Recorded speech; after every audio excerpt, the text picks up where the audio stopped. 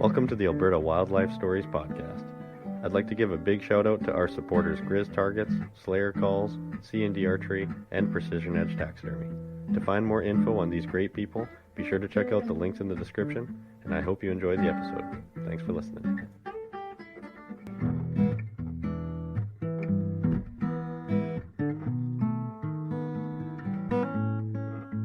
My name is Matt Vincent. I'm New Zealand based and passionate about mountain and backcountry hunting. This has led to me founding MTN Gear, where we design and manufacture high quality, lightweight and highly functional products such as bipods, ice axes and more. To find out more information, visit us at www.mtngear.nz or .us. We can also be found on the usual social media channels under the same name.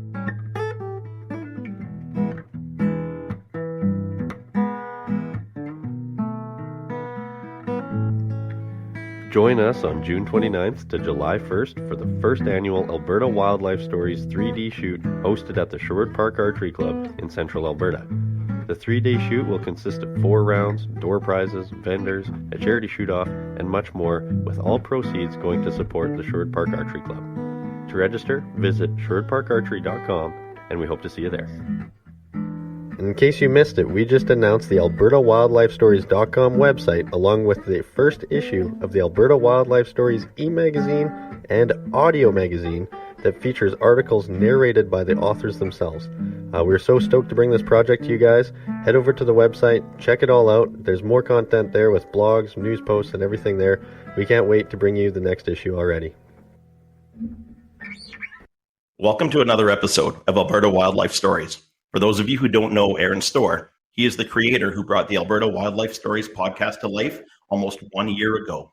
His vision of having a platform to have many different Albertans who appreciate the outdoors share some of their stories captivated the province and country and gained a lot of traction in a short period of time.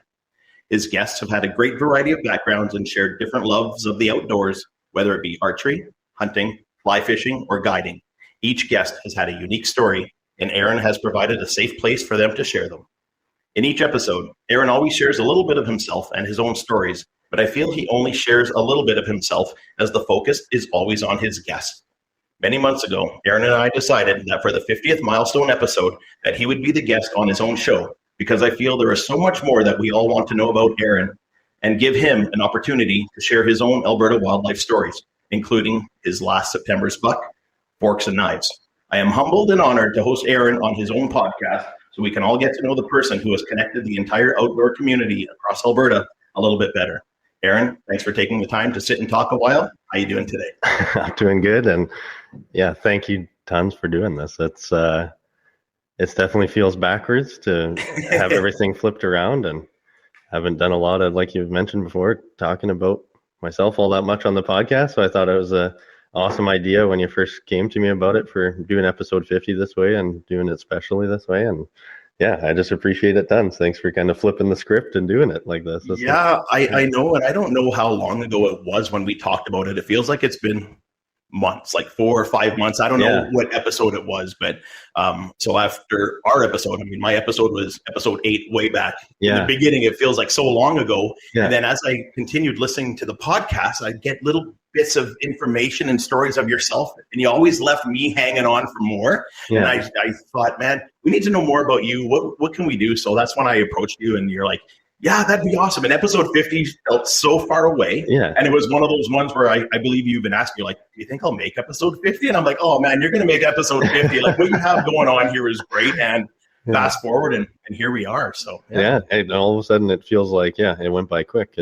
And especially like you say, because it was funny that, I don't know if it was September or even prior to hunting season when you brought it up. And I knew, like, I couldn't remember if it was like even before episode 20 that you brought up the idea. And I thought, like, okay, like there's a landmark to work towards, right? Because there's always these small goals that we set for ourselves, right? And how we're going to achieve them in a matter of, taking baby steps instead of huge steps. So everyone thinks about like, oh, the 100th episode or whatever. If there's 52 episodes or 52 weeks in a year, you'll have 52 episodes in a year kind of thing, right? And like right now it's on track to do more than that, but it kind of set that as like, okay, that could be a close goal of like, let's just get to episode 50, right? Like it's the same thing with the whole bear camp stuff that came up around the same time. And I'm like, oh man, like, okay, we got to get to bear camp. And then, the ACA shoot the Sherwood Park shoot and everything like that, right? That was also another one that's like, okay, we'll set that landmark and just focus on that as a goal and then move from there, right? So it was nice because it gave me something to work towards, and we're here sitting here and it feels like it went by like that, like you said, like it was a blip in time. Yeah, for sure. So if we rewind the clock and look back, so it was in May of 2023 is when you launched kind of the Alberta Wildlife Stories platform and the podcast and whatnot. So, I mean, this was a year ago where I guess we could say you went live. But how long before that were you thinking of this concept and kind of what I call your niche in the market of featuring Alberta wildlife stories, right? Like how long was that a vision of yours, and how did it come to life for you? Yeah, that's really funny, and it's a really cool question to think about too, because so it was like, I think May 30th was like the first time I made an Instagram post or something under Alberta Wildlife Stories as an account. And it was like looking for, reaching out to see if people even felt comfortable sharing stories and doing a podcast like this or whatever. And I think the first episode, the Sean Day Finley episode, which was like solo archery elk, I think that came out June 7th or something. So it was like tail end of May, beginning of June that everything kind of kicked off. So we're still a couple months to being into a year of Alberta Wildlife Stories. But yeah, prior to that, I can like vividly remember, because again, it's not too long ago, but sitting in a work truck on a lunch break, like just listening to lots of podcasts, right? Like I'm listening to comedy podcasts, listening to hunting podcasts, listening to traditional bow hunting podcasts, all this stuff. And, I love talking, love communicating, doing all this stuff. And I thought, man, how cool would it be to do a podcast? Like, what would I do it about? And if there's anything that I wanted to do, anything with life in, is in the outdoors, like the same way with the DOA stuff, right? And Dorward's Outdoor Adventure, we're passionate people about the things outdoors and, what we get out of it. So I think it wasn't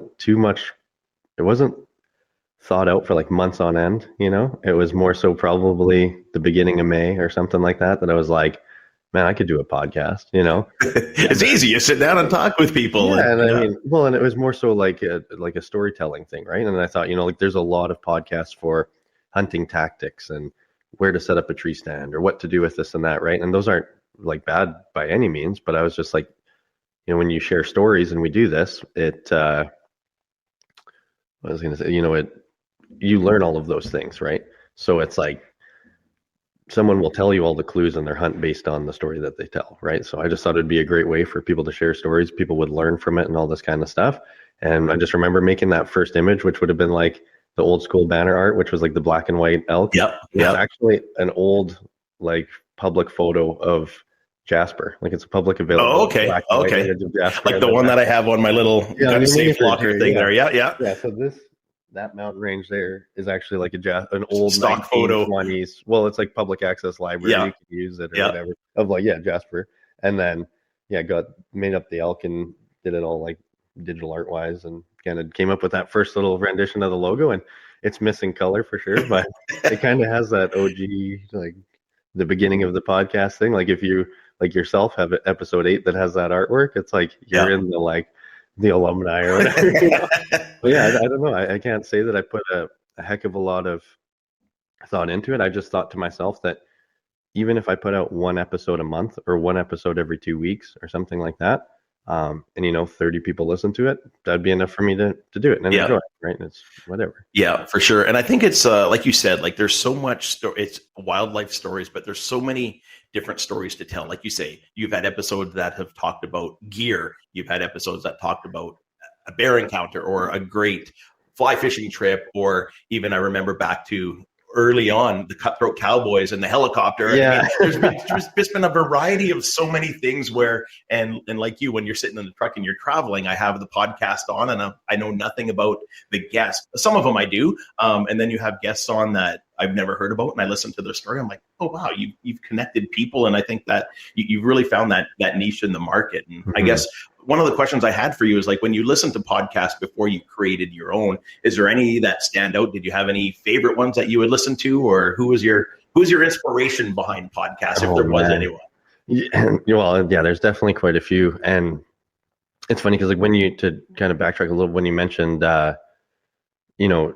connecting everybody that way, I think that like once the snowball was built and I started pushing it down the hill and it started rolling, like Alberta Wildlife Stories started picking up some traction and stuff like that, I didn't realize, I think when I created it, how much it could potentially connect people that way. And it kind of surprised me when I was like, oh wow, like this is connecting people. And like a lot of the guys already know each other within the outdoors industry in Alberta, but it's getting everybody else like a chance to get to know everybody and stuff too. So I was like, okay, this is like, it's almost like by accident that you're like, wow, this is really cool, right? Like, awesome. But yeah, it was kind of an amalgamation of podcasts, right? Because like everybody knows like the big ones, right?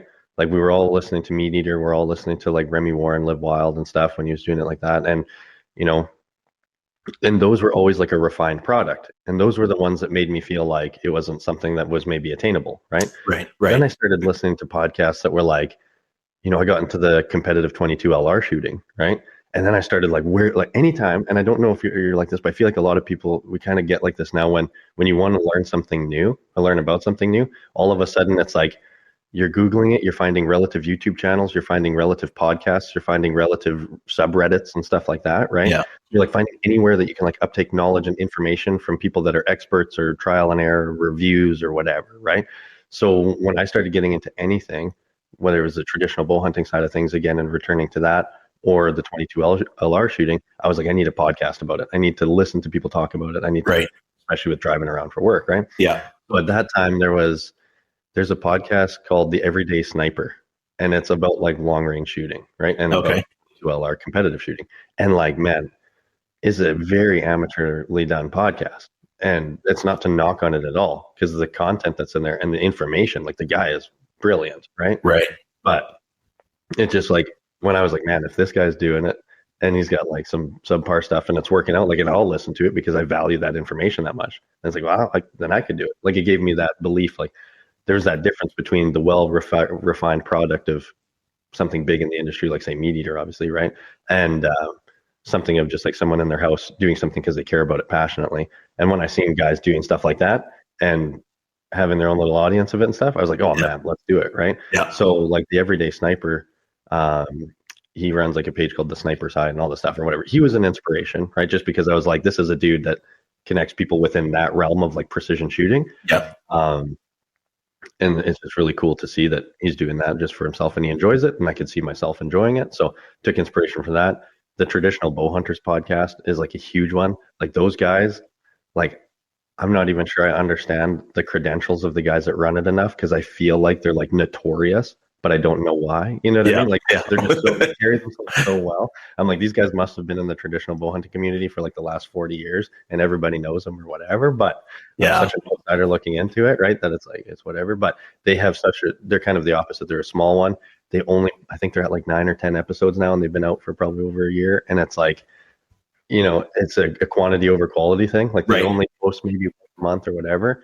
And every time they do, everybody goes to it, right? Like everybody wants to hear it and whatever. And it's smaller. Not a lot of people know about it, but it's a really refined podcast. And those two, I would say, were big ones that kind of gave me the inspiration of like, oh, I can do this myself. But yeah, there's, between comedy podcasts and everything else, like I was literally like audiobooks and podcasts are like my everyday in work. So whether it's everybody knows Joe Rogan, everybody knows Jordan Peterson, everybody knows, some of the comedy ones out there, and like the Protect Our Parks with like all the Joe Rogan guys, or like Bad Friends with Bobby Lee and Andrew Santino or whatever. Like there's a lot of stand-up comedy I love. My brother's a huge fan of stand-up comedy, so I listen to a lot of that stuff too. And nowadays I don't, and now I feel like I'm very like hunting focused, because I'm like, I need to know more about conservation. So I'll be listening to like the Blood Origins and the Conservation Hunter podcast. They do such a great job of like covering conservation stuff.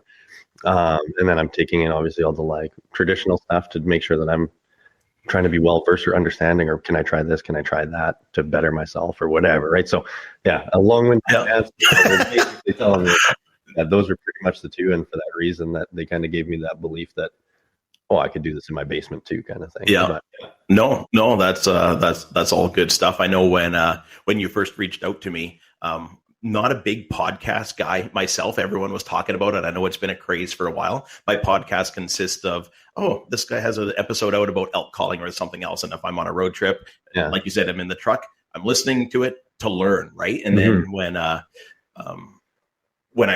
you got on your podcast and whatnot, and then I started following your guests, I'm like, wow, there's so much more to this. And I really fell into it. And one of the things I was going to ask you too, like even with all the podcasts you listen to with running your own, man, where do you find time to do this all, right? Like you're working a full-time job, your real job. And then you're listening to podcasts, you're creating your own. I mean, like that's hard to keep up. Yeah. I definitely get into periods of time where, like, when people have like that, I don't know. I feel like there's people that just incessantly read books. Like they're just like they've got a library and they've got like a little notepad in their phone or something. And it's like, I've got these 10 books I need to read at some point. Right. Yeah. I get like that with like podcasts or even with books or audiobooks, right? Where I'm just like, I had a customer at work the other day actually give me Call Me Hunter by Jim Shockey. Oh. And I was like, man, I need that was my excuse. I've been wanting that book forever. I haven't read it yet. It's been on that back burner list of stuff to read or listen to. Yeah. And then as soon as he gave, I'm like, now I got to do it. And now you have it. Yeah. So now I have it as a physical copy. Right. And that's tougher for me to like get through a physical copy because I do so much driving around for work. Yeah. Right. So there's times where I feel like I have a lot on the back burner of like, Joel Turner just did an episode with Matt and the Push Archery. Like that's another great podcast of like archery stuff. Right.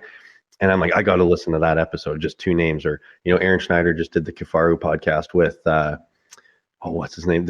He's like a big traditional bow hunter with just a lot of bear hunting and everything, and it's like, you see those ones drop and I'm in the same way where I'm like, I keep a tab or I'm like, I got to go back to that. So there's times when I'm like, I have nothing to listen to. Right. And then I just go to my list of like, okay, no, I actually have like probably 5 other things I'm meaning to get to. Right. Yeah. So I don't know when you say, where do you find time for it all? Like I look at guys that have 5 kids and work on a farm and they got hockey and all this other stuff going on. And I'm like, how do you guys have time for any of that? Right. True. So, but I know, as you know, with a lot of things, it's the wee hours of the night or the early hours in the morning, but working full time and especially as a gas fitter in the trades and stuff, it's 24/7 emergency service at times too. Right. So it's sometimes when you want to do this at 8 o'clock at night, you're out repairing furnaces and doing other stuff, right? Yeah. So yeah. A lot of times the work that gets done on Alberta Wildlife Stories is after my son's in bed, so I'm not cutting out of family time and stuff like that, and just in the later hours of the evening. And to be honest, I feel like it's a very productive use of my time because prior to doing it, like I feel like I have this creative energy of like, I need to focus on a project or be doing something. And if it checks all the boxes of morally, like, it's benefiting the world or benefiting other people or benefiting someone else other than myself to creatively do it, it gives me that much more like fire to work on it. Yeah. And then, when those hours of the night come around, it's like, if I'm not working on this, I would be, watching a movie or playing video games we all need that time to recharge and relax. But I just feel like, sometimes 11 o'clock or midnight rolls around and I'm hopping off to go to bed so I can get up for work or something. And I think about it and I'm like, oh man, I got a lot done and it was a little bit stressful. I'm like, well, what would I have been doing if I wasn't? Yeah. Right? Like sitting there scrolling through your phone or whatever. Yeah.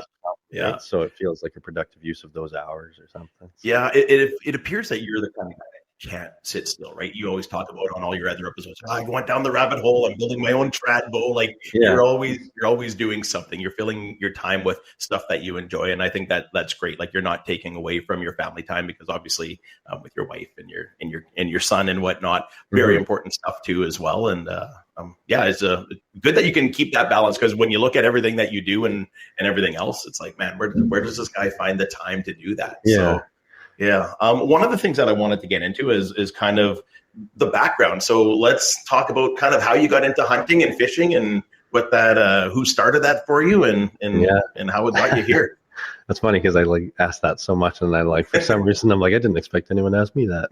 Like, makes sense. But anyway, yeah. So growing up, both like my grandfather fished a lot and my grandparents there, and then my dad did a lot of fishing. So doing a lot of ice fishing and stuff as a kid. And then as we got into like, I don't know, just before teenagers and into the teenage years, we did some fishing here and there, but there wasn't like a lot of focus on it. But my dad was just always down, right? Like my dad was the type of guy that if anybody actually knows who he is that like listens to the podcast, they would know that he's probably like the one dude in Alberta that sold like every trailer to everybody that's ever been camping. Like he is just like this trailer salesman of Alberta. Yeah. Yeah. And so that was what it was for him. He had a lake lot and a trailer, and it was like if I wanted to hang out with my dad on the weekends as I got older, like once I got my license and stuff, it's like you're going to the lake, right? That's where you'd find him. Yeah. He's not like he's like we're not making plans in town, man. He's like, if you want to hang out, just come to the lake, right? And I mean, we all wanted to. I'm not like, it wasn't like it's a pain in the ass. It was like, like, let's go, right? So, but that's why he loved his job and why he excelled so much at selling that stuff, right? Because it was like he was selling the lifestyle of being in the outdoors. It was how incredible it is in this province. We have this world-class mountain range, the coulees and everything in between, right? Like, and then the prairies and 9 different species of hunting, if not more, and whatever, right? Like we have world-class stuff in Alberta. And then that's what he was doing through his world of RV sales, right? So in a long-winded way, he was definitely the inspiration for me for the outdoors and fishing and everything. And I say fishing more so because there's definitely a love for fishing that came well before hunting. Right. I don't think my dad ever would have hunted. He wanted to be like a zoologist. He was like, one time he told me that I would love to be like a zookeeper. And I'm like, okay, interesting. But, yeah.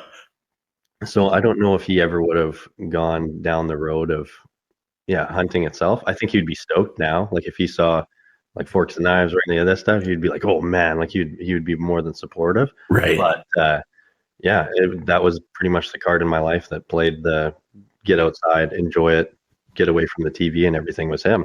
And then as I got older, like 18, 19 and into adulthood, I was doing a lot of other stuff. Like I went traveling after high school and did the whole Europe thing in China, and I was skateboarding a lot and skateboarding around the world as much as I could. And I just had a primary focus at that time in my life of just like really skateboarding. Like that's where I was at. Like growing up, that's what I wanted to do and all this stuff and the world I wanted to be in. And then probably in like the early 20s, like 21 or something like that, something clicked in my head. And I was just, things like the Guggen Squad and all these guys that were making fishing like look cool or whatever. And I was just like, man, this is badass, right? So then all of a sudden there's this resurgence of, going fishing a lot. Like I had just years of just, that's all I wanted to do. Like, but right before we had our son, I was kayak fishing and I decked out a kayak and I was just like every day of the week I could sneak away to a lake, even if it was 20 minutes out of town, I was kayak fishing, right? Yeah, I have seen pictures of that because obviously I creeped your stuff to find out some more information. This was a while ago, and even in the other episodes, like you tied your own flies and you're big into that. And it's like you have a crafter's technique. I don't know what the right word to use, but you want to be a part of everything you do, and you want to have a hand in it yourself. You don't just want to go buy it at a store, right? Like tying flies to building your own bows. Like you want to be involved in it and stuff. I think that's really cool too. I appreciate that. And I don't know, like sometimes I wonder about that within myself. Like I'm like, I don't know what drives me, because sometimes I feel a little bit like obsessive compulsive where I'm like, I need to understand every working mechanism of this. Yeah. And I think part of it is because when we're in the backcountry, like if I'm on a boat fishing and I'm on my own aluminum boat and things are going wrong with like, if I have line in a bait caster, or if I got a wind knot in my casting from fly casting or something, right? It's like, I don't want to be like, I got to go to the store and buy something. I want to be like, okay, I can figure this out here. Right. And then we look at some of like the biggest inspirations from years ago in bow hunting and stuff. It's like these guys would like, the whole Saxon Pope thing and stuff we were kind of talking about earlier and everything, but it's like that guy would just make a bow and go into Alaska with it. Right. And it's like, okay, it's not, we have the modern day and age. It's so easy to overcomplicate things. And you can look at a compound bow and be like, this is overwhelming. Like, I don't know how to keep the cams in time. And I'm just going to take it to someone that knows what they're doing because they don't have time for it. And that's fine. Like, there's nothing wrong with that. I just have this, I just need to understand it. I'm inquisitive. Just, yeah. That's not a bad thing. No, but at times it is like my wife's like, you are obsessed about this. And then now you're obsessed about that. Right. Yeah. So, but and that's like, it stemmed a lot of fishing. And then of course, like, naturally, I think it was I think the company's called Loop, or not the company Loop. It's like Tight Loops or something, is a YouTube channel that I was watching back in the day, and just a phenomenal videography, right? And that's the stuff and that's come up quite a bit on the podcast too. It's just like videography in general, like skateboarding, the videography of skateboarding, right? Like it's you will remember a skateboarder based on the song that was playing in his video part and the tricks that he was doing, right? Yeah.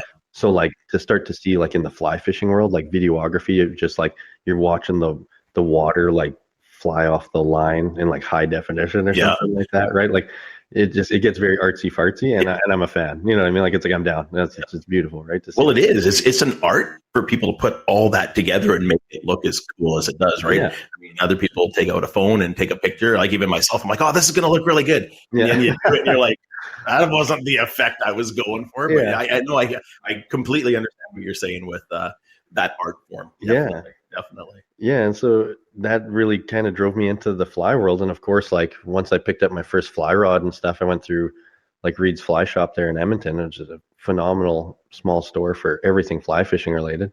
And once I got kind of all rigged up and everything, it was only a matter of time that it was like, and I swear, like you could ask my brother-in-law or my wife or anybody, where I'm like, I'm getting into fly fishing.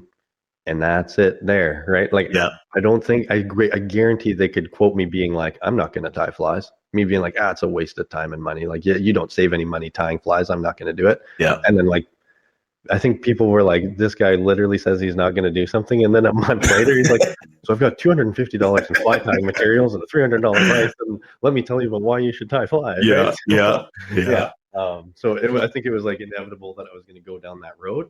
And I had a coworker quite a few years back, and he hunted like religiously. Like every time hunting season came around, he's got a family farm, and they would always hunt on that farm. I don't know if he's the type of person that would ever go for sheep one day or ever go for, bear camp. Like I know he's done elk and stuff like that too, but he's just content with the draw for the moose eggs and the deer on his property and stuff. And there's nothing wrong with it. It's just, he was the one that really made me connect the dots in my brain that I could do it myself. Right. Because I think growing up with, my father being avid outdoorsman and fishing and all this stuff, I did all of that, but hunting always felt outside the realm for me. Cause I had this preconceived notion that like, I would need like a meat locker or a shed that I could like hang up a deer in and skin it in, and I would have to let it sit for a week and bleed out or something like that. Like I didn't have that fundamental or that idea of how it could work. And then this guy from work would be kind of talking about it and everything and really piquing my interest. And then I started seeing videos of like the gutless method or quartering everything out in the field and backpacking it out. And I'm like, oh man, I can do that. I mean, with whatever, but at that time I was driving that little Volkswagen Jetta, and I'm like, man, I could quarter out a deer and have them in the Jetta. You know what I mean? Yeah. It just became accessible, right? And the minute that it came accessible, it was game over. I was like, I'm out there. You're hooked. You're on. Yeah. But I remember saying to him, I think one day in the work truck, I was saying to him, I was like, man, I would love to hunt. I just don't have the money right now to like, or the accessibility of like a shed and somewhere to do it and all this stuff. And I guarantee that I think there's a time where he was like, man, you don't need all of that. And then I was like, what do you mean? And then that's when I started going down that rabbit hole of that. And I'm like, okay. So adult onset hunter comes up a lot. I was in early 20s when I got into it all, right? Yeah. I was definitely into adulthood. And like at that time too, I'm very grateful for all the times, because what ended up happening with like in my father's instance was when I got really heavily back into fishing, that's like all of a sudden, that's like what we did. Like until he passed, all we did was let's go fishing. What are you doing this weekend? Let's go fishing. Let's go to Jack. Let's go to this lake, whatever. Right. And that was some of like my most cherished moments with him in the last few years of just getting to fish. And then, after he'd passed, it's still been fishing and outdoors and everything has been a major role, but in a weird way, that's where it kind of all came from in my life. It was very fishing driven. And then heavily into hunting. Expanded into that from there. I think that's a lot of people start with fishing and eventually go into hunting. It's a gateway drug into whatever. Hunting, but for sure. So obviously for those of people that may not know, obviously you're married, you have a wife, you have a 3-year-old son. Does your wife get out in the bush with you? Is she an outdoors person or? It's funny because Yeah, she is 100% an outdoors person in the sense that like anyone's going to yell at her, it's going to be her parents being like, "Why are you walking through the house with no shoes or socks on and walking Right. outside with like she is like salt to the earth? Like, I will not wear shoes outside. I will, so and yeah, like when it comes to our relationship when we first started dating, like it was like over a decade ago now, and you know, it was all about self-sustainable building, right? So we helped build an earthship. Then we built our tiny house and lived out of our tiny house and stuff like that, right? And so she's always had this like she has her PDC or like the permaculture design certificate from Calgary from SAIT, right?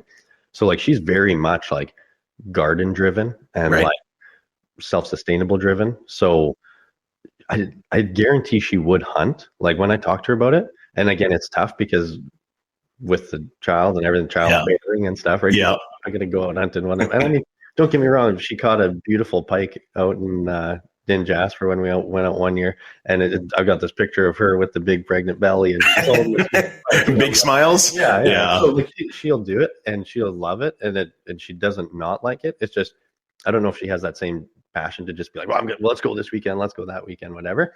But when it comes to camping and being outdoors, it's like every weekend this summer that we're not doing something else. We're out camping with our son. We're out getting the boat in the water and fishing and stuff like that. So she's definitely 100% an outdoors woman, but it's just more so almost like in the like off the grid element of it. Absolutely. Right? Yeah. So like how can you sustain yourself out there with your food? And it makes for a really beautiful contrast, right? Yep. Because when we look at a lot of I take a lot of pride in the meals that we have with our son, right? Because the meals that we're having with our son is all of the vegetables that she's growing in the garden. And like that garden's come from her lineage. Like she's Italian, right?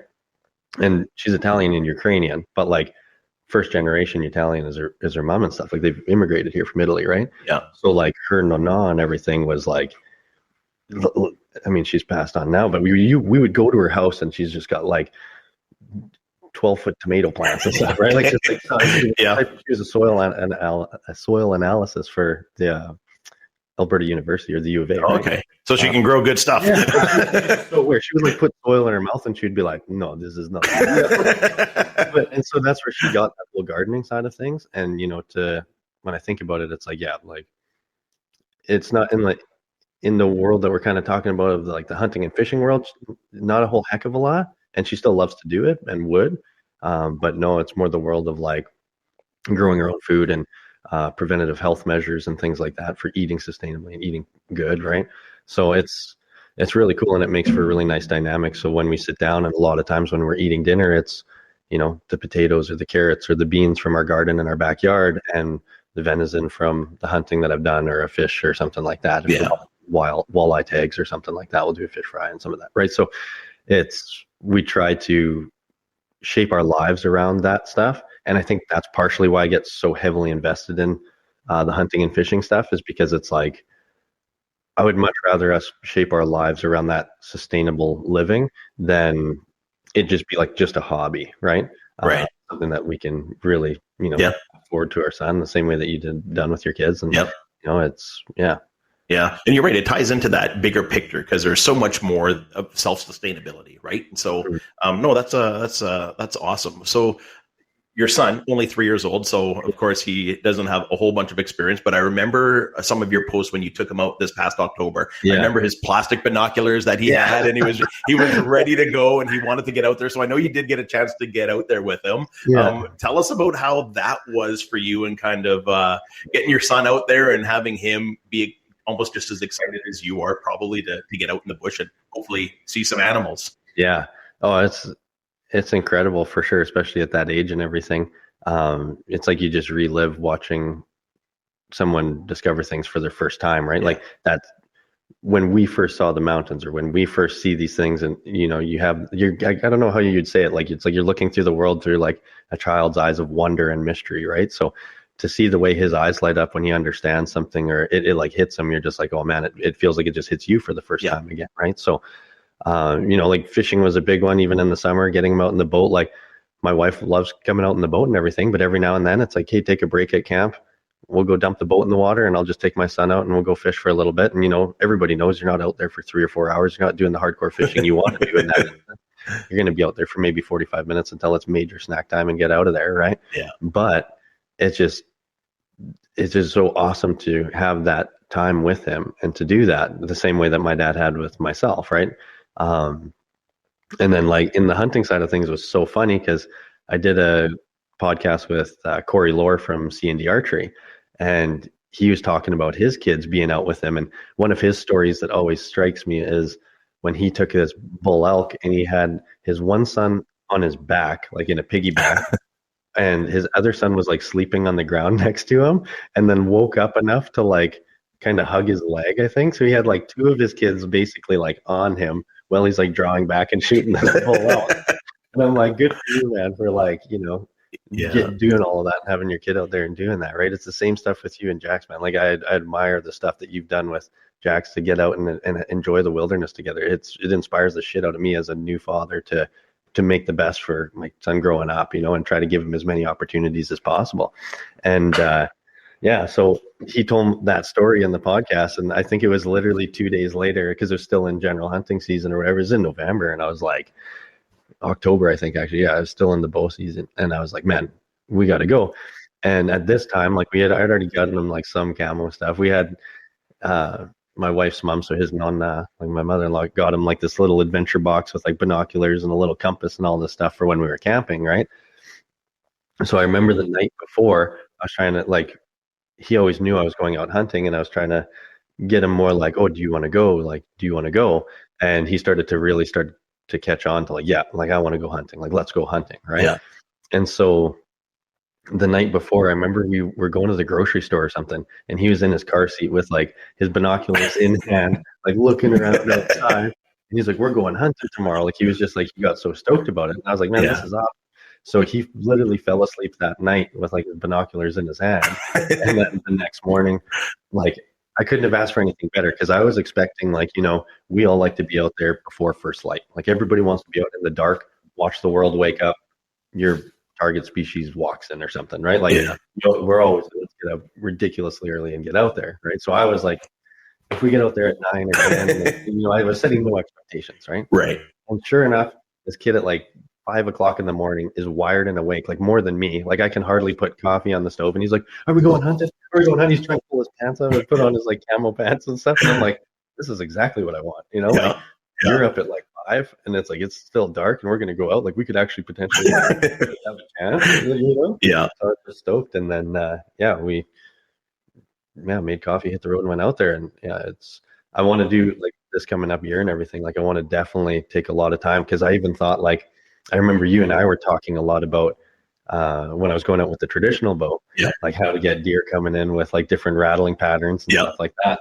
And after I had a few moments, I was like, man, I got to get my son out here because, if I could even just rattle on a deer for him to see, like regardless if he hunted or not, he would just be so like, oh my God, like his mind, right? So, but we didn't see anything that morning that we went out, and we went out another time, and same thing. It was a really short little walk through the bush. He come shed hunting with me once, and he likes going for walks through the trails and stuff like that. And overall, you can tell he likes to be outdoors already, which is nice. But it's one of those things, like, it's you're going to pressure him into it if it's not what he takes to or anything. But so far, it's been, really amazing to share that stuff with him. It's my favorite stuff too, right? So, Oh, and that's great that he wants to get out there, right? Like where he's up before you that morning, ready to go out, and you're thinking, oh, I'm gonna have to drag him out of bed, and like, hey, come on, buddy, let's get your coat on, and he has his binoculars ready the night before. So no, that's awesome. So I'm assuming he's gonna stick with that for a while and want to get out with you again over the course of this summer, whether it's like you say, walking through the woods or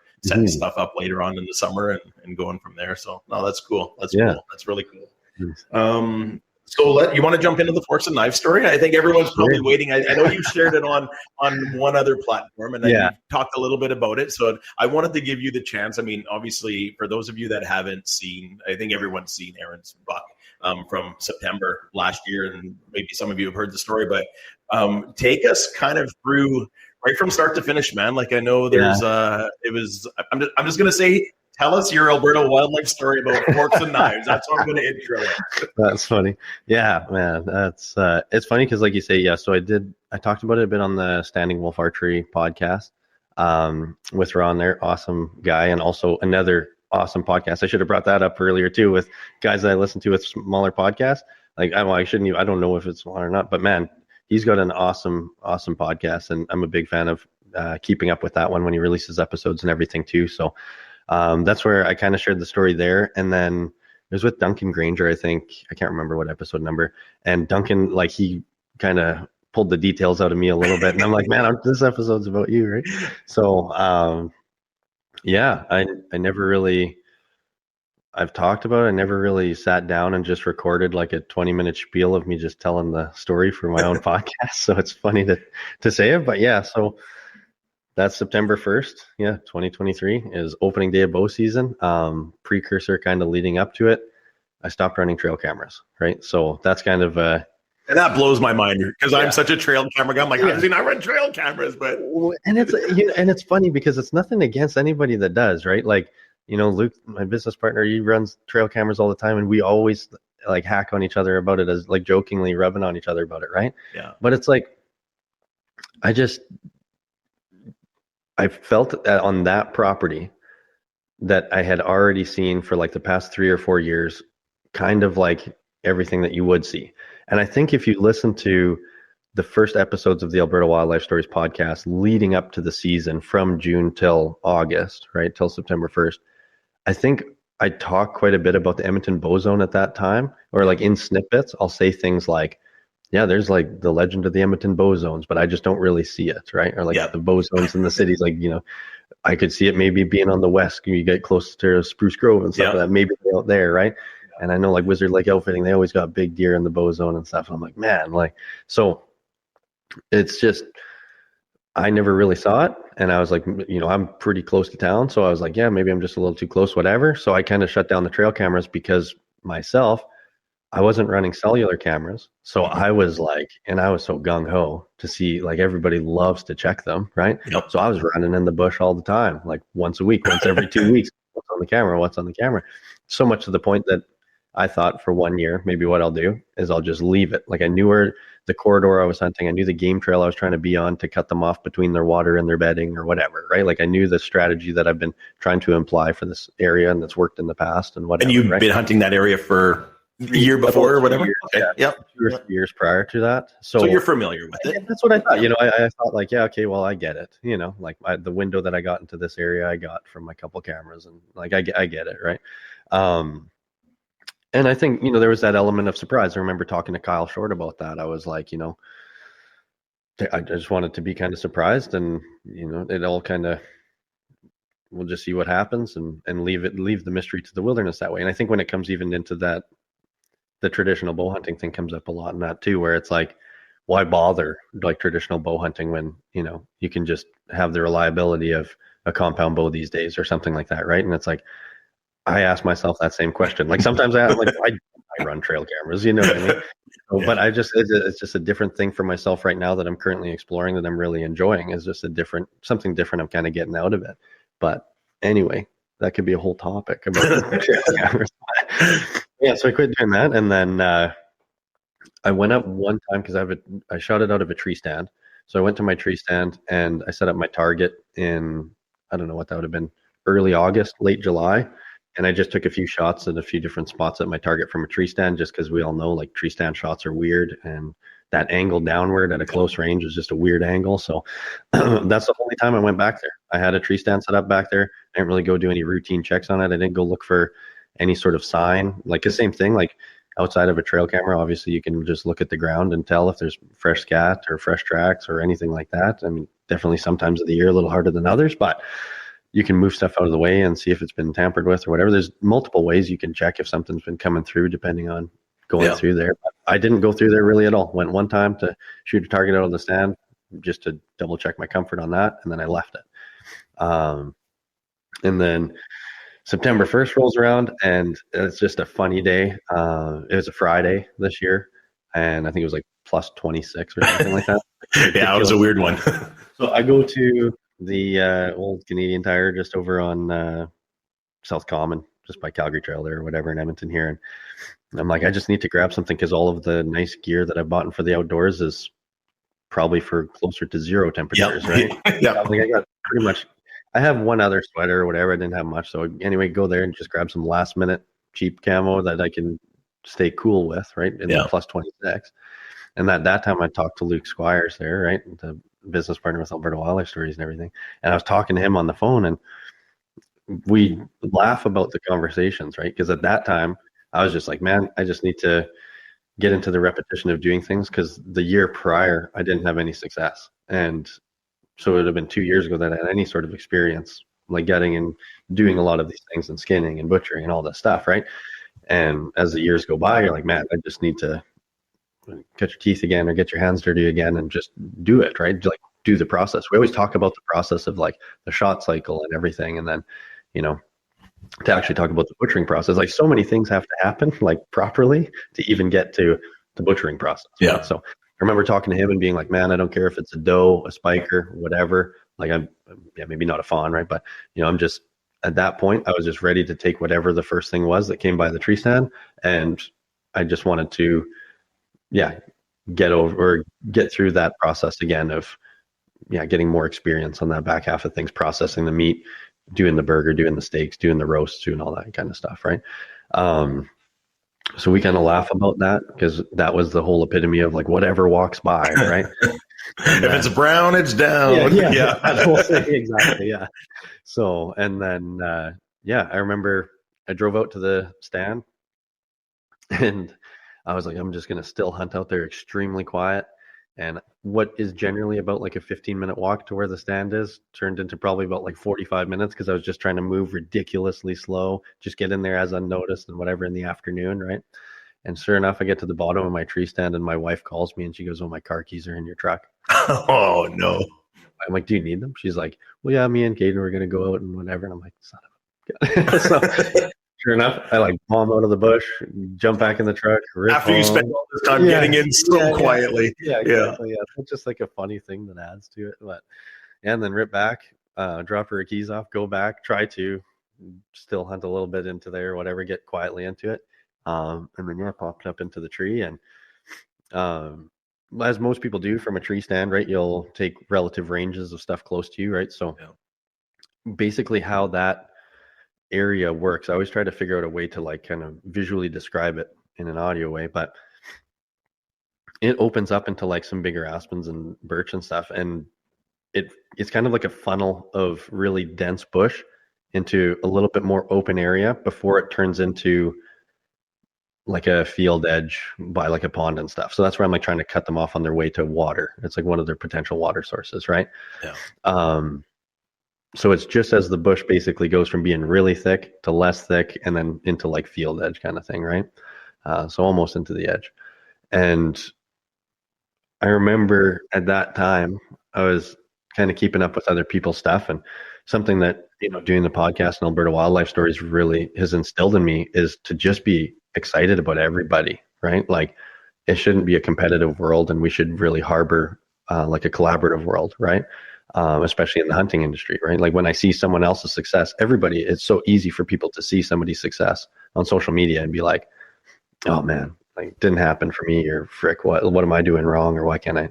And of course it's easier to talk about when you've had success than if you're going years prior to ever shooting anything, right?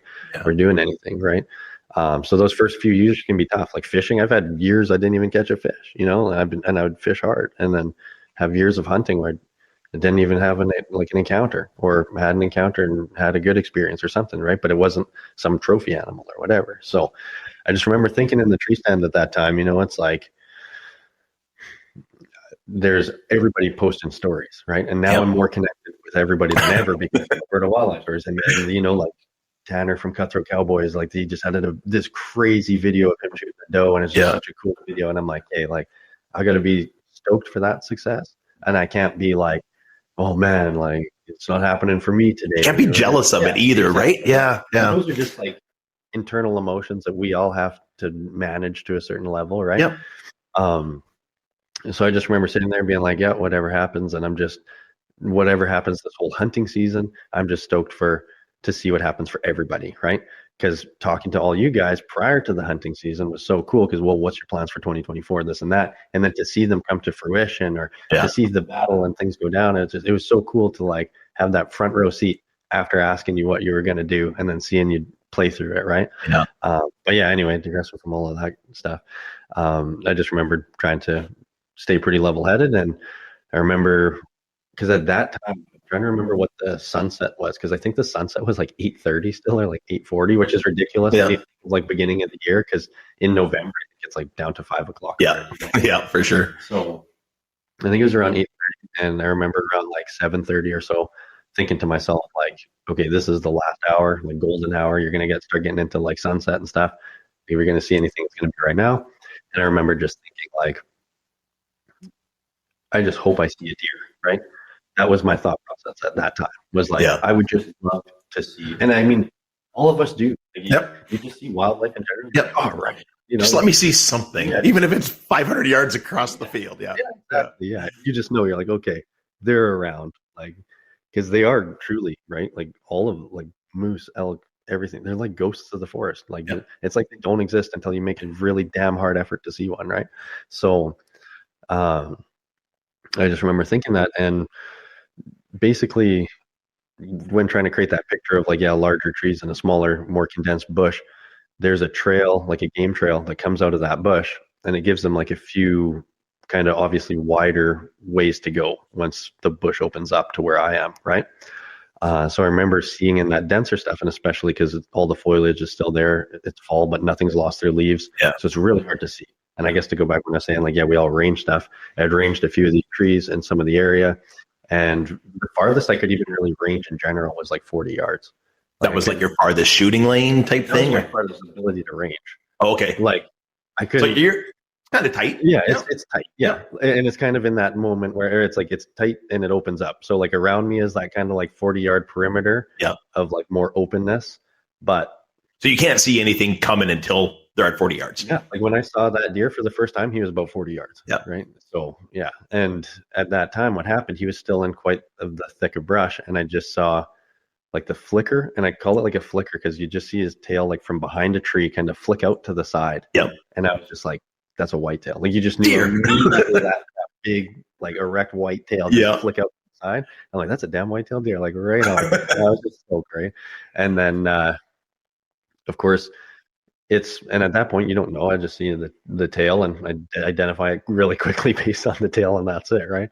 And then I see him sniffing the ground and everything, and then as he's sniffing the ground, I just start to make out like a couple little tines, and I'm like, oh, that's a buck, like right on, could be a buck that I might get a shot at, for my first year, right? Like first year coming through September 1st of the season, right? So I'm thinking like, oh, would be awesome for it to be a buck, right? Like whatever size, right? And then he starts coming a little bit closer, and at this point, he's probably about 30 yards away, right? And he picks up his head and he starts smelling the air, and that's when he like first flashed this like crown, and my heart just blew through my chest, and I'm like, okay, I'm like, that's a bow-zone giant. That's not like just a buck. I'm like, that's like, and I think immediately you start having those fleeting thoughts in your mind of like, how is this going to pan out? Am I going to miss the biggest buck in my life? Like, what's going on? Like, whatever, right? Like, what's going to happen here?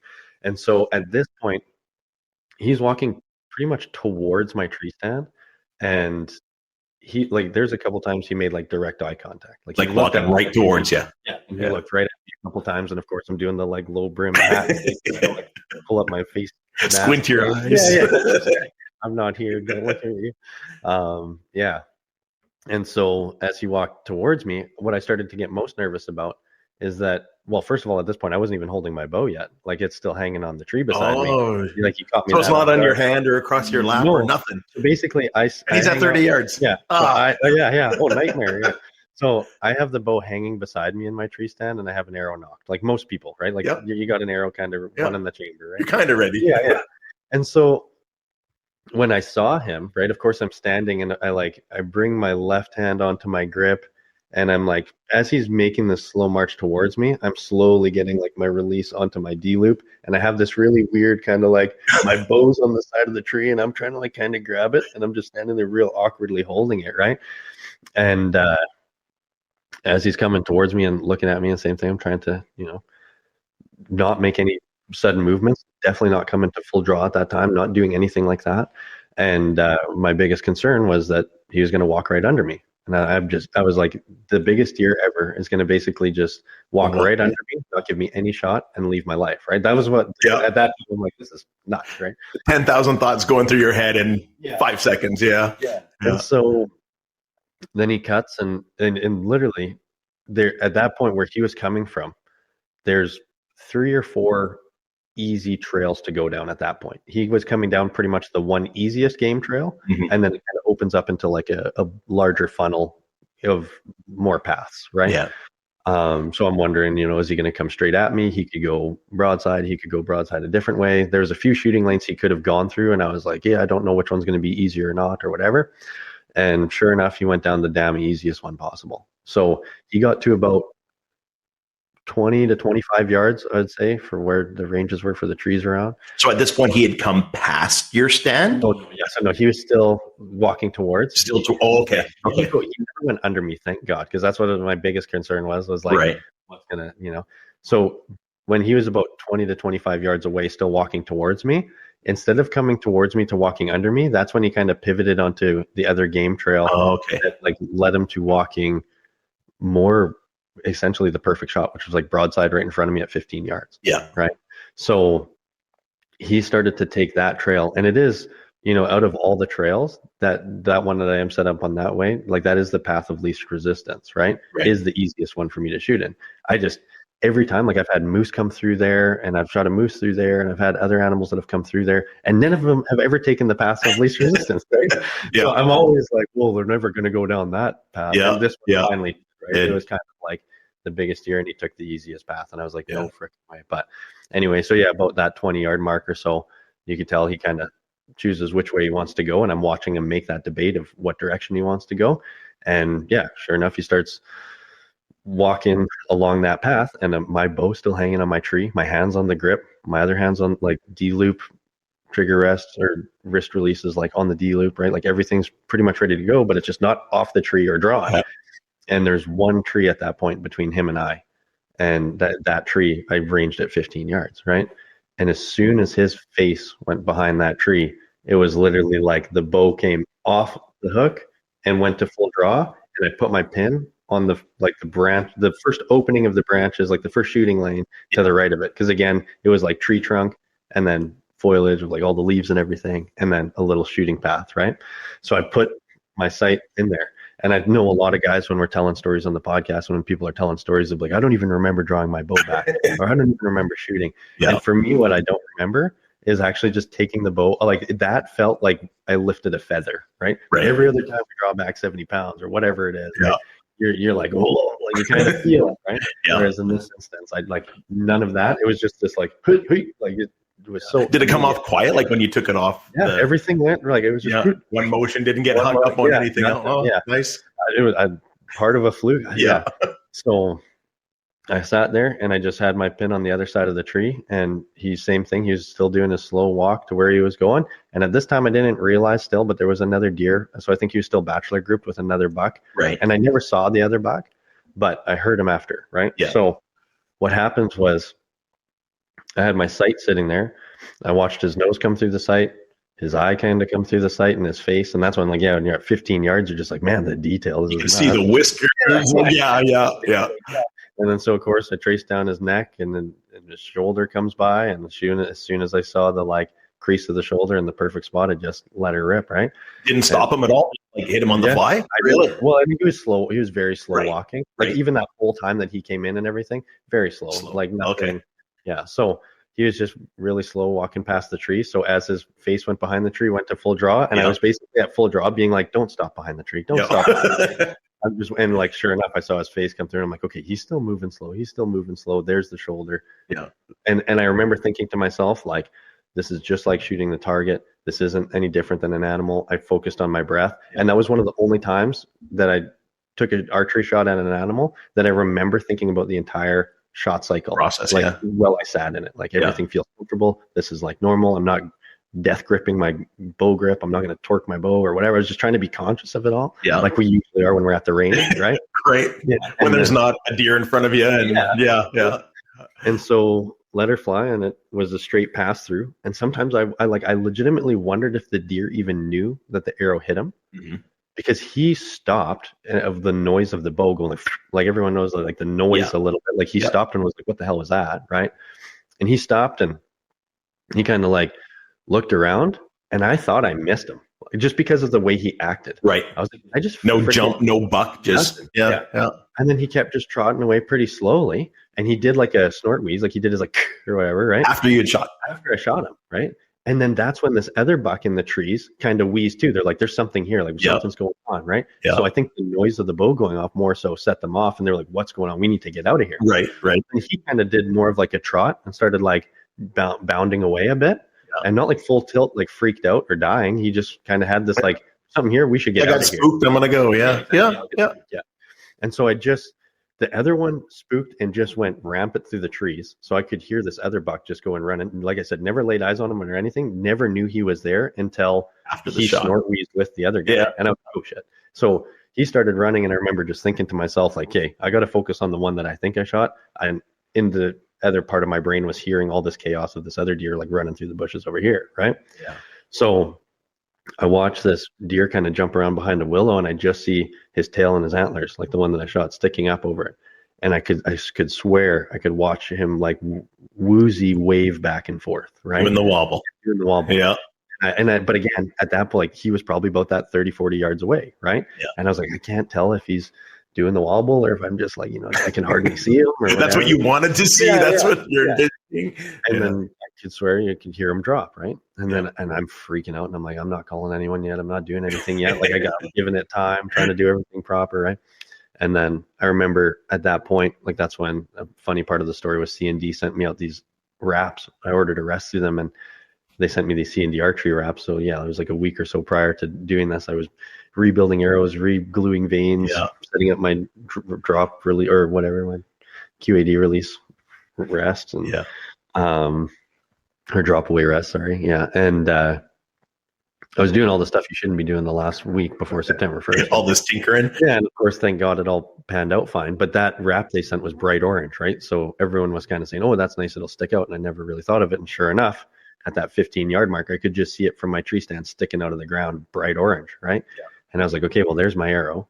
Yeah. I was like, I still wasn't comfortable with it. Could you see any blood on it from where you were? No. See it from there. Yeah. So I'm thinking I either just clean missed this guy, and he kind of like spooked and snort wheezed and bounded off. And and he went to the distance that maybe looked like he wobbled, or he just ran away so far that you just slowly see it go away or something, right? Yeah.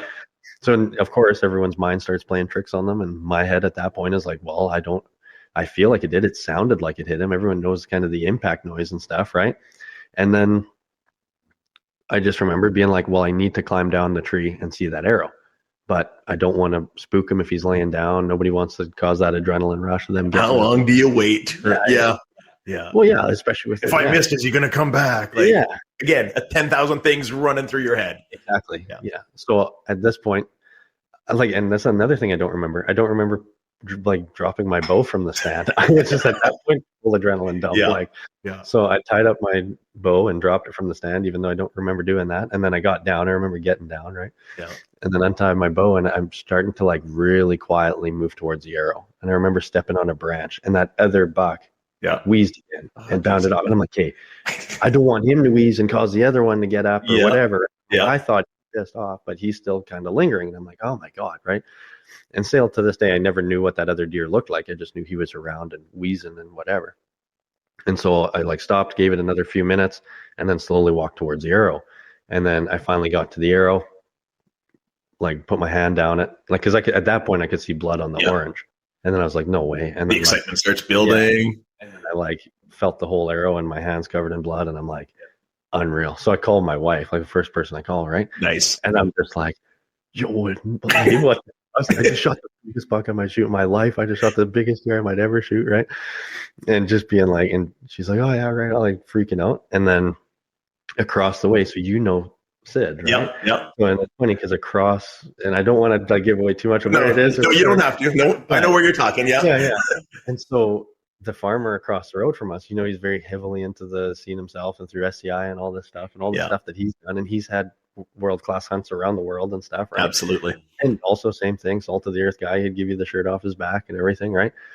And I remember calling him because he's always like, man, if you get into a moose over there, like we'll bring the tractor. I mean, this is on the back of my father-in-law's property. Like we got a tractor and stuff too, right? It's like, I'm not too concerned or whatever, but I'm calling him. I'm calling this guy because I'm so excited. So you're making these phone calls standing at your arrow, like you haven't gone to look for your buck yet? No. Okay. And I actually backed out of the bush. Okay. So I felt the arrow. I called my wife. And then I backed out of the bush and then I called the neighbor. Right. Do you remember how much time it was by the time you shot and made these calls? It was pretty quick because 15 minutes, maybe. Yeah, I would say like 15, 20 minutes. Okay, I would say I gave it like in the stand. I probably waited about just under 10 minutes, right around 10 minutes before I climbed down from the stand. Yeah, everybody knows that's a real damn hard 10 minutes to wait. Don't we all? Yeah. And then so climbed down. Probably about 10 minutes, got over to the arrow. That probably took another at least like 5 minutes to cut that 15-yard gap. Trying to be super quiet.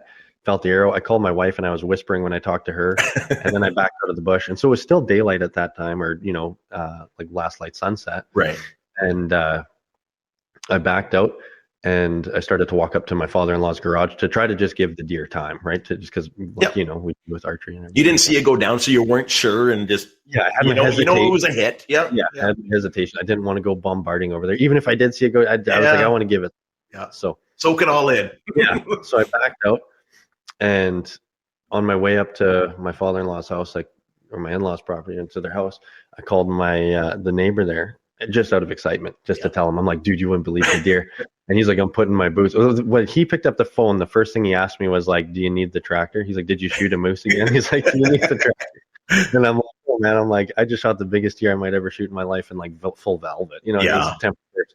Open. And you know him, right? Like he likes to rip on guys. He's got such a great sense of humor. Like Sid's awesome. He's awesome. Yeah. And so he goes to me, he goes, no, I'm putting my boots on. I'm like, well, you don't need to come over here. I was like, I'm fine. I'm not like asking for your help. I'm just trying to tell you what happened, right? Yeah. And he's like, no, I'll tell you if it's a big buck or not. And he's like, you slow down, man. Like whatever. Right? Yeah. So too funny. And I go up to the garage, and my father-in-law's got his buddy over there watching baseball at the time, I think, was on. And they're just having a couple drinks in the garage, as they always do on the Friday night, right? Like it's like their routine. Him and his buddy get together and hang out in the garage. So I go and I just blow through that garage door. Wow.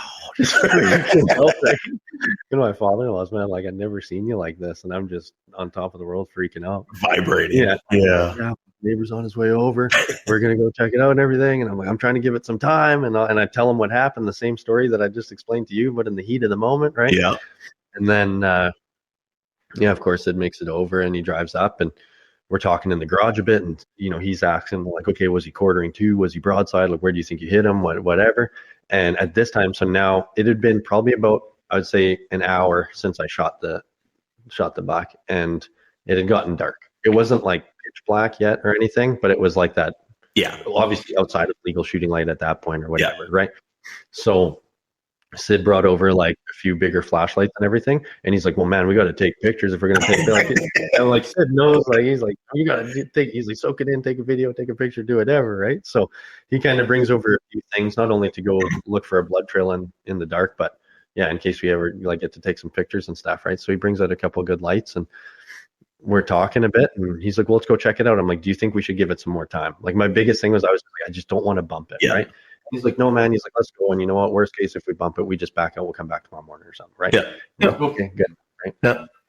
So we get down to the tree stand, and he knows where my tree stand's set up. He knows where I am around there all the time, right? Yeah. And he's like, okay, so where was it facing? I'm like, dude, I shot it here. I saw it over there. I'm like ready to go run and look behind that bush, right? Yeah. And he's like, well, we got a really good blood trail here, really good blood trail there. And I'm like, dude, I'm not even like, I'm going to check behind this bush first, and then I'll come. And that's not what you should do, right? But I'm so wired of like, I want to go look where I thought I saw him fall. Right.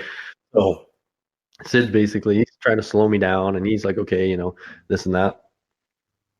And we're following the blood trail. And then I know, and he's so funny, man, because I know he saw the deer first, right? Yeah. Because he slowed me down. He's got me kind of backtracking a bit, and he goes and we get to a more open area right behind that bush, and he comes and he turns and he looks at me and he goes, okay, when you get to this open area, he's like, let's just do it. Like, don't worry about the trail. He's like, let's just do a perimeter like scan of the area. Right.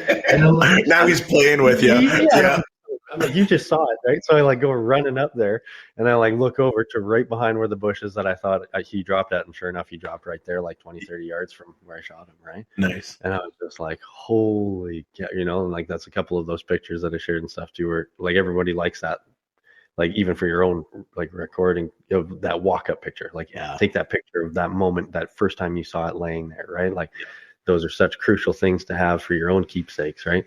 But yeah, so walked up to it, and you know, we did our whatever grip and grin, did a few pictures and stuff, and of course I look at him, and you could tell he kind of had this smirk on his face. He's like, oh shit, right? Yeah. And I'm like, what do you think? I'm like, and he's like, yeah, that's a cranker, man. He was like, that's a good deer. And I'm like, yeah. I was just so proud of that moment, and it's so like couldn't have been there with anyone else like better at that moment. Like he was just so awesome. And you know, in that property, it's easy for me to get my truck relatively close, and it's not like a huge pack out or anything. We got it and dragged it out. And I said to Sid, I was like, man, we could hang this off the gambrel out here, and we could hang it in the shop up in my father-in-law. You know, Sid's, he's across the street. He's like, you know, he's like, well, let's just go bring it. Like we'll tag it and bring it over to my shop, and we can do all the skinning and stuff. And like, cause he's got all of his process and stuff for when he obviously processes a ton of game when he does, and his family goes out. Right. Yeah. So I was like, sure, man, like we could do whatever, you know, I'm just trying to not impede and be like, let's go hang it up on your property or whatever. Right. So we got it and tag it and everything there. And then, you know, I go and bring my truck relatively close, and there's still probably a good 10-minute hike out or something to get it to the truck. And I remember just Sid being like, do you want me to grab an antler? And I was just like, no. Hightailing this deer out of the woods by myself, and you know, it's not as epic as backpacking it off a mountain or anything like that, right? But I was just like so jacked up from it. I'm like, you don't need to help me more than you need, and I'm just dragging him out, whatever. And, and then we hung it up and got it all done. We went up to the garage, and it was just such a cool moment, right? Because my father-in-law doesn't hunt. Same thing. My father-in-law does a ton of fishing. We fish with him a lot and everything.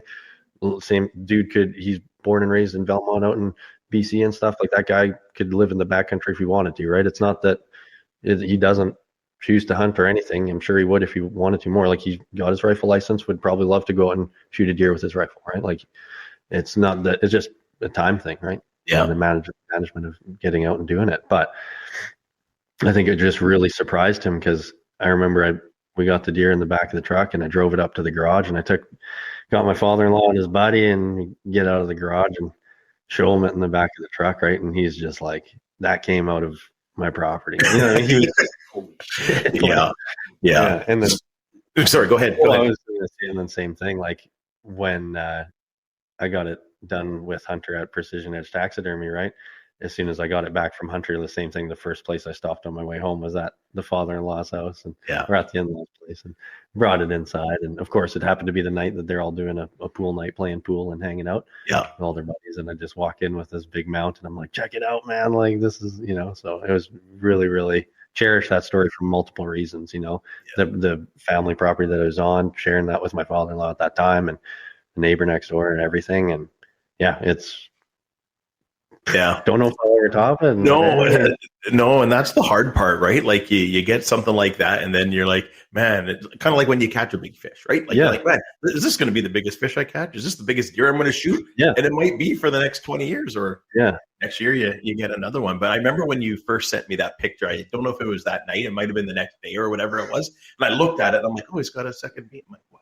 I'm like, is that like a third beam? And like, the more I looked at it, the more I was like, holy crap. Like, what kind of a monster did you get here? And it was awesome. And I was so happy for you. Like we talked about it at the beginning here, like when you're happy to see others succeed. And I was just like, oh my God, like, man, he went out and got that on his opening day. Like that's just like, that's a script. That's something you read about. It's not, never happens to me. Right. Yeah. So. Well, and then like to add all the components of the story, like my favorite components of it were just like, I wasn't running trail cameras. I'd never seen that deer before in my life. It wasn't a target animal for me. It wasn't something I knew I wanted to. I didn't have a relationship with that deer for 4 years, and I finally burnt him or whatever, caught him slipping up or something, you know? Yeah. it wasn't like that. And it wasn't like, I was trying to think of the other like component of it. It just, that really stands out. Yeah. It's like the opening day. That's what it was, is the conversation again with Luke at the time being like, whatever comes by, right? It's like, didn't have a trail camera, no idea existed, wasn't a target buck, was the first thing that walked by all season, was the first thing that gave me an opportunity, right? Like it was just like, I don't know if it was Luke that told me that quote, but there's a quote that's like, luck is when preparedness and opportunity meet. Did you tell me that? No, we talked about that before. Yeah. And that one, it really rings true to me, like in those moments. Because at times I'm like, man, I feel like it was the largest stroke of luck, right? That like this amazing deer walked by in the perfect place at the beginning of the year. I don't know if that will ever come again, right? Or if that would ever happen again. It sure is not the same way. But when someone mentioned that to me, they're like, well, you still had to like be there and practiced and do everything on your end and be quiet for 15-yard shot. Like those aren't easy things to accomplish, right? So it made me feel a little bit less like, okay, this was just like a total fluke, right? Because for a while I was like, man, I got really lucky, and that's what it felt like. And then people were like, no, man, like you should still be proud of that, because you have to be prepared and take the opportunity, right? So no, like you said, like from your bow hanging on the tree, from him walking in, and you didn't see it till he was like at 40 yards. Yeah, like there's a lot of things you still had to do, right? Like I mean, I always say the right place at the right time, for sure. But there's still those, I don't know, 20 things you got to go through your process, get the bow off the tree, not get detected, don't move at the wrong time, get the full draw, make that shot. That's not fluke. That's not fluke, right? So, I mean, definitely be proud of yourself. I wanted to talk about a little bit too, like you talked about not running trail cameras and like, I don't know what's going to be there. And you still got that done. Yeah. So someone like me who runs, probably 6 to 8 trail cameras in one piece of property, just so I have every trail covered. I can tell you which deer comes out of which trail, what time, how often. Yeah. Do you think that's ever helped me connect on any of them? No. Like you can be as prepared as you want and it still doesn't happen. So I'm glad it happened to you, because that was an awesome way to kick off your season, and just an awesome story. So well, I appreciate it tons, and thank you for letting me like go into detail about it. I can really run on in stories and stuff like that when talking myself, and that's why I always try to avoid it with guests and stuff, because I don't want to go off about myself too much, and it's nice to do it this way and have the opportunity to share it. So thank you for giving me the space in my own podcast this way, in a nice way to share that story. Because and it's a great story, and I know like in other episodes you've shared bits and pieces, so to hear you tell it from start to finish, even though we've talked about it a little bit, I've never heard it from start to finish, and it's just like, oh my god, all that happened, and that's awesome. That's awesome. Yeah. I wanted to chat. I have notes here. I don't know how prepared you normally get for your podcast and whatnot, but I have a lot of questions and whatnot. I wanted to talk about kind of something that ties into your channel as well too. And I have it titled on my notes here as giving back. And I think it's something that I see come through in you, not even with your podcast and your platform, but some of the things that we know that you're doing, like you're a volunteer with the ACA, coming up in another, I guess it's a couple months, the 3D shoot at the Sherwood Park Archery Lane, kind of that fundraiser for that club. Even winning the Alberta Hunting Mounts Buckle of the Year on their Instagram. You've definitely networked people across Alberta, and you're doing good things. So I don't know if you wanted to touch base on any of that stuff, but I know you're a giving guy.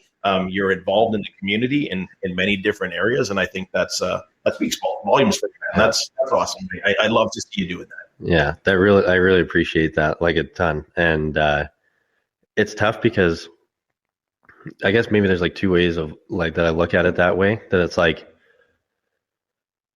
I never want it to like come across as like, a humbling thing of like, oh, like I'm out there doing this and I'm out there helping those guys or whatever, but it's something to me that I hold near and dear to my heart, because for one, I'm quite a firm believer that like what goes around comes around, right? Regardless of what element it is in life, right? If I go my extra mile to help somebody, it could be the simple thought of like helping someone carry their groceries to their car or something, right? Like if you do it somewhat of a good deed, it's not going to maybe reciprocate you right in that moment, but maybe at some other point in life, it'll come back around and something, maybe it's a karmic belief or something like that. Right. Yeah. But in this instance, when we're talking about like wildlife in the outdoors and like the Sherwood Park Archery Club or the Alberta Conservation Association and everything like that, it's like, I feel like we all have, like the due diligence or whatever. Not, I don't know if due diligence is the right word. Or we all have responsibility. the responsibility to make sure that these things that we're talking about that we love, to like advocate for that for the future, and to make sure that it's there for our kids and their kids and everything like that. So the conservation side of things for me is like, it's just extremely important, like how I could have this platform and have it benefit everybody, right? Because when Alberta Wildlife Stories started, I've never wanted it to be like this episode where it's like, who's Aaron Store, right? It's like, it's almost a reflection of this episode in general of like, we have to sit down and be like, man, why don't we learn more about you? And I appreciate it, and it's awesome, and I love it. But it's like, I didn't want to, in the first 5 episodes, be like, I'm Aaron Store, and I'm going to tell you my 10 hunting stories, and then we'll get to this guy. Like it was never, it never started about me, right? It always started about the beauty of the province, the beauty of the people, the amazing things that all you guys have done out in the woods and everything. Like it just, it instills that belief into the everyday person that like, man, like I could achieve what I want to achieve, right? They're very inspirational stories, right? So from when I started to see that, like when you're talking about like, oh, the networking and it bringing together and it benefiting people and stuff like that, I was like, man, like how can we do that more, right? Right. So like things like the 3D shoot, right, in the Short Park Archery Club, like that one's a big one for me because of course that's my closest range. That's one I'm a member at and everything, right? And they struggled after the pandemic stuff, and they shut things down or whatever. And then, everybody, like it seems like a lot of ranges throughout Alberta struggled to come back afterwards, or they're in these kind of few years of recuperation from loss at the time or whatever, right? Or loss of business at that time. So for me, it was like, this is such a great network of people that all like love, archery is near and dear to our hearts, rifle shooting, like, gun laws are near and dear to our hearts, like accessibility to firearms for hunting or whatever, like this near and dear to our hearts, right? Accessibility of land and land management and population numbers and the conservation side of things is near and dear to all of our hearts, right? So it's like, how can we take this love that we all share for the outdoors and what we do and all kind of come together at different times as an excuse to enjoy each other's company? Yeah. Like that's what I love about the shoot. It's like, it's going to just be an excuse for everybody to get together, hang out, go and shoot. There's not a lot of stress. It's not a real competition of like, you're better, you're worse, whatever. It's not like you don't have to, your own competition at that shoot is yourself, right? And so I really look forward to that because it's a way for us as an excuse to have everybody get together and hang out and celebrate these things and talk about these stories and, share life together and do this stuff. But it's going to impact somebody in a positive manner that will help them hopefully for a few years to come and stuff like that, right? So I don't know, it's something that I really want to like. I put a lot of focus on that with the Alberta Wildlife Story stuff in general, like even when we're like sitting here looking at the magazine on the table and stuff like that. It's like, it's another way of getting the stories into people's hands, to getting people to see what we have out here or what people are doing and stuff like that, and just that kind of general message, right? So in a way, it's really about everybody. It's not really about myself, right? So it's interesting to do an episode where we talk about myself, and don't get me wrong, I'll go on forever.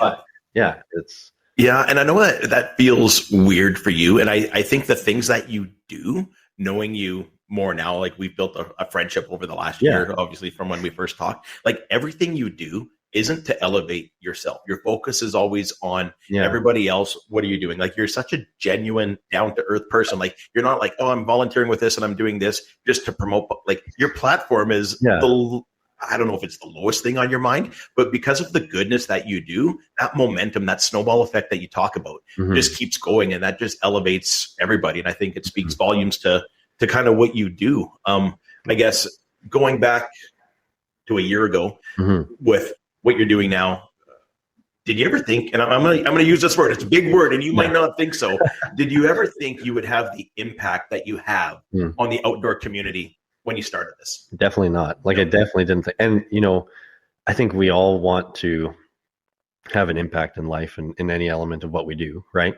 I think that's just like a part of life, right? Like when I'm like a restless individual and we talk about like, you got to like, I feel like I need to tie the flies or build the bow or something like that. It's just part of that. Like I do live quite, I don't know if this is too profound to say or to not get too deep with things or whatever, but there's a very like spiritual element of everything in my life, right? Yeah. So it means a lot to me that anything that I create like can have like an impact on others or help others or benefit others and not just myself. Because to me that's like doing service for the community, right? Right. And like to be of service in life, I think is probably like one of the best things that someone can do, right? So it's like, you know, for yourself, like there's things that you've done in service of your family, like with your son, and you know, a lot of people, and I don't want to straight drop it right back to you, Yeah. but you know, like you've given a kidney to your son and stuff like that, right? And not a lot of people know that, and it's like, to me, that's such a noble thing to have done. It's like you're of service, and I mean, most guys are going to say, "Oh, I would do that for Anyone would do it." Yeah, but that's still, man, that you can't discount how incredible that is to do, right? And so I think like anytime we live a life in service of others, it fills our cup more, right? It doesn't fill my cup for everybody to be like, oh, that guy's famous or something like that, right? It fills my cup to be more like, look at the lasting impression that this person could make on the world, right? Yeah. Like when I look at guys like Meat Eater or something, right? I look up to them in the sense that's like they're always doing like their whole what is the trivia thing, right? It's like that's always the winners are donating to conservation. They're always trying to make impacts into what they're doing, right? It's not just look at me and my channel. It's like look at us and what we could all do together and create for everybody, right? So, 100% agree. Yeah. I don't know.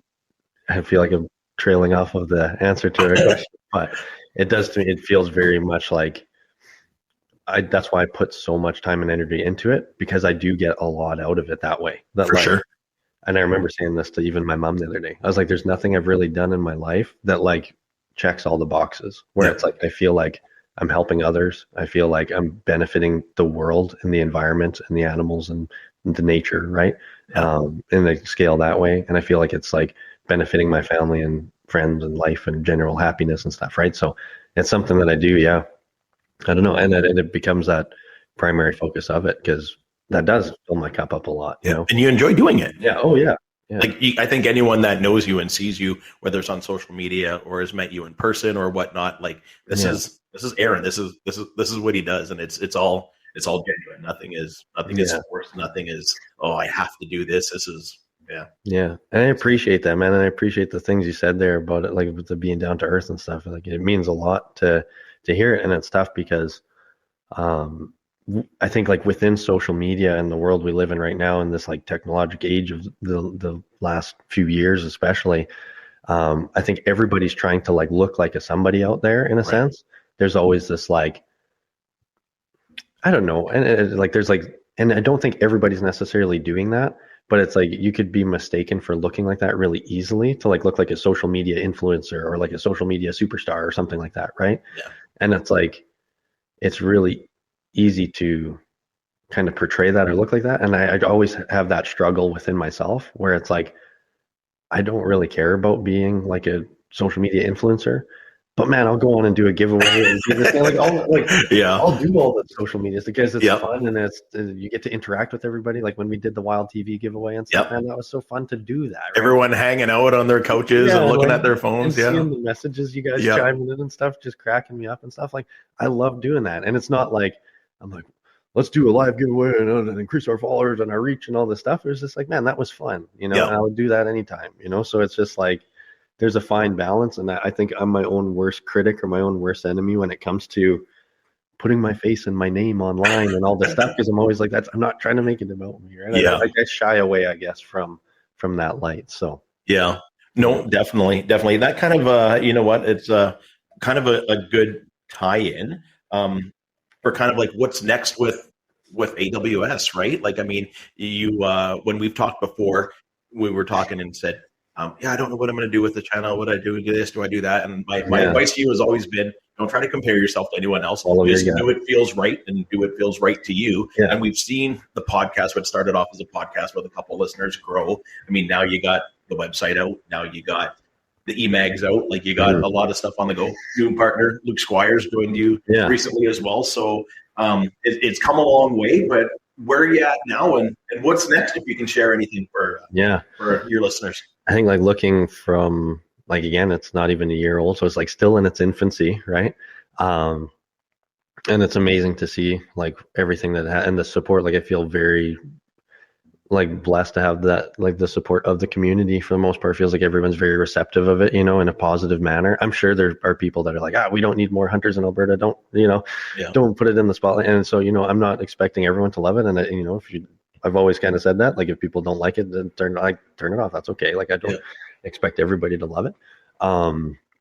But in the natural growth over the last year, I would never have thought, like when you mentioned, could you imagine where it is even to this point now? Like, I never would have thought that we'd be sitting here with a physical copy of a magazine in front of us about it. You know what I mean? Or that it would be on Wild TV Plus's streaming app, or, it would be doing the things it's doing with the shoot and the bear camp and all this stuff. Right. And it's like, it blows my mind just where it's gone till now. And, with Luke especially is so cool because, when we talk about the time, and I really want to get into this a little bit, because when we talk about the time of what it takes, right? Like the time that it takes to do things at night in the wee hours of the night, like I can only do so much, right? Yeah. So outside of like editing the podcast, posting the podcast, keeping up with a bit of the social media, I get pretty strapped at times where I'm like, well, I'm too busy with work. I can't do this right now. I can't do that right now, or whatever, right? And as a very part-time thing, it's hard to put in as much effort and energy and professionalism as I want to, right? Like there's this, and that's good. It means it hasn't capped. It's not plateaued. There's so much room for it to grow. So looking forward, there's tons of things I can see that can benefit it going forward, right? And benefit the whole Albertan community, the North American hunting community, whatever. Like it can be beneficial, and that's why I keep striving towards it. But to bring on Luke was so awesome, because Luke is somebody that, he has that same passion that I think a lot of us share for the outdoors, for conservation, for like, he volunteers and he donates a lot through Ducks Unlimited. His father done a lot through Ducks Unlimited and still does as a volunteer, right? He's like award winning through that, right? And,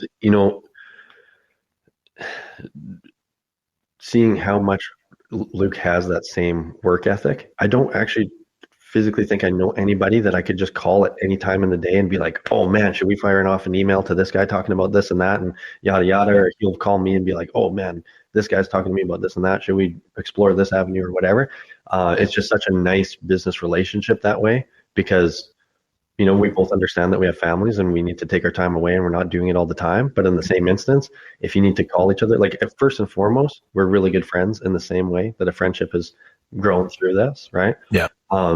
But on top of that, it's just, he's got a work ethic that's just like unparalleled to like a lot of guys. And like, that's what I have through this, is like, sometimes I have this work ethic that's just like, I will just drive at night until it's done and then put it out there. And a couple hours of sleep isn't killing me yet. But at the end of the day, I make up for it the next night. I'm going to bed at 9 o'clock or something. What I mean? Like I'm careful with that, right? I'm not just ruining it or burning the candle at both ends all the time. But to have somebody like that to work with on it is very meaningful. And he brings like a whole nother element of stuff to it where, through Squires Outside, he's always been focused really on like video editing and camera gear and stuff like that. And I've never really been overly, especially now doing the podcast, I don't have the time to be video editing and doing a lot of the video side of things or whatever.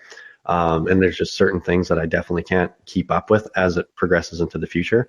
So to have somebody on board that's like taking some of that workload off of the shoulders is just huge. Like it benefits both of us now in that way, going forward. And it benefits, I think, all of Alberta and the outdoorsmen and women that way too, that moving forward, it's easier for two guys to do the job than for one guy to do half of the job, half of the time or whatever, right? I mean, for lack of better words of explaining it. So it's been really meaningful. And I think he complements you really well, like for all those characteristics that you described, right? And when we talked earlier, just in this episode, about that time commitment that it takes, I would imagine that anything that you do that you have to commit so much time to while still doing everything else in your life, it would wear on you a little bit. It would start to be, oh man, this feels like a job, and man. And then you have that feeling of, I don't want to do it. So to find someone like Luke Mhm. that can come in, complement you, just as passionate about it as you Exactly. are, and really help you. Keeps that balance, It's right? So huge, yeah. that's great that you found something like that and can Mhm. continue to grow your platform. So that's awesome. Yeah, no, and it is huge, exactly like you say that, because there's times when when we talk about the next going where it's going in 2024 and where it could go into the future and everything, it can become overwhelming, right? Yeah. When it's like I'm only doing it part time and I only have so much time to dedicate to it and all this kind of stuff, it's like it can become very overwhelming, even just mentally. Like even before you even do the work, Yeah. you could just think about the work and you're like, oh, shit, right? Yeah. So to even just know, like, okay, if I'm slipping up here, he might catch up on it over there, and if he's slipping up over here, I can catch up over there, right? And it just makes it so much easier going forward when we get big tasks like building the website and building the magazine. Like I'm excited to do the next issue of the magazine, which is dropping June 1st, right? Because we're going to only be working on a magazine. Right. Whereas when we did this first one, we were building a website, building all the fonts, all the text, everything like Yep. that, while doing that for the layout of the magazine and all of this stuff, right?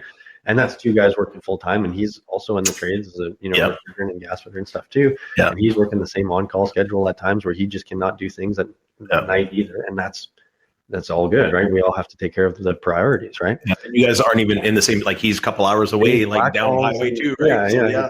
And then it's just an amazing thing with that's something with virtual, like the World Wide Web of working these days, right? Like you can both working. There's times when we're both like, man, this would be easier for a closer for sure. Like goal one day, don't get me wrong, the absolute ideology, like beautiful thing would be to like have an Alberta Wildlife Stories office where we just sit down and we do these podcasts all the time. Yeah. Him and I can meet up halfway between Edmonton and Black Falls, and out in Pinoka or something. Yeah. But anyway, to go away from too much of that, it is nice that, exactly like you said, that you to have somebody that's that passionate about the outdoors. He first and foremost cares about that kind of stuff first. Like that's the biggest thing about the brand or the image of it in general, right? Is that it is Alberta's wildlife stories. Like it's about the people, it's about the province, it's about the places, and it's about the people that come here and have a story and experience what it is here, right? It's not so much about like myself or him or I or anything, right? So it is kind of and he shares that 100%. Like you can just tell he wants to just see everything blossom in a way, right? So it's just like you say, it's really beneficial. It's really lucky. It's really nice. It's like I just cherish it a lot to be able to work together on all this stuff now. It just makes it easier. And now we're starting to co-host podcasts together and stuff like that. And that is a really nice touch too, because the one-on-one podcast I love. And I think sometimes it can get too crowded if you got like 5 or 6 guys and everyone's talking over each other or whatever. Yeah. But there's some sweet spots. Like when I did the one with Tanner and Jarrett from Cutthroat Cowboys, or the one with Chance and Matt from 91 Straight and stuff like that. Like those ones where you get like 3 guys into the mix. It's kind of nice. You can bounce things off around. Yeah. So it adds a lot to that too. So yeah, there's a lot of that growing forward. With him and I and everything we'll be doing there. And then of course, so plans for 2024 would be remain like now following up with more issues of the magazine. So we'll be doing 4 a year, so pretty much quarterly or whatever. So like I said, the next one will be June 1st. And then of course there's a big bear camp that we have coming up for spring bear. Yeah, that's not too far away. No, not too far away. That's exactly that same thing where when we talked about doing this 50th episode, saying, hey, that bear camp's something that's like get to bear camp or whatever. Yeah. And all of a sudden it's knocking on the door. I've already been meeting up and we've been getting bait and same kind of stuff, getting barrels together and stuff, and getting ready to get out and go do the first setup of baits and stuff. And so when are you going? Are you going late April or May or? And that stuff. We're going May long weekend. Okay. Yeah. But that's always my favorite weekend to go to. But it's just this weirdest year, or this weirdest year. This we've been talking too long. This year is weird, right? Because spring has come early, right? And for the most part, like bears are waking up. Right? Yeah. And people, because I remember Dimitro from DJB saying yeah. He was, because we were chatting quite a bit at the Sportsman show there, and he had said that you can bait, I think, 2 weeks before April. Correct. And most people don't even think about that because most people don't even bait till April anyway, right? Like it's too early, right? Yeah.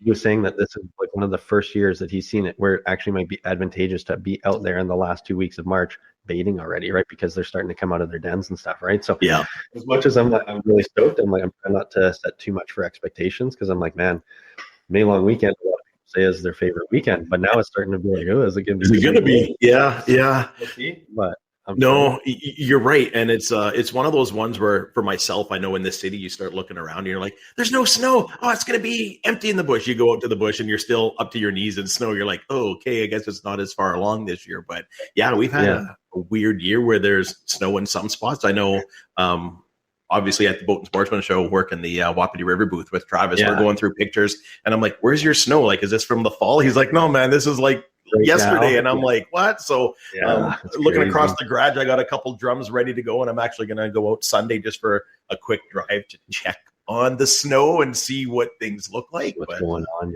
Yeah, it's gonna happen fast. That's for sure. So, are you doing a podcast from the bear camp, or? Yeah, so that's the plan. We're trying to do. Well, I know Luke really wants to do, and this is cool because originally, before even joining forces on the project and everything, he was talking about.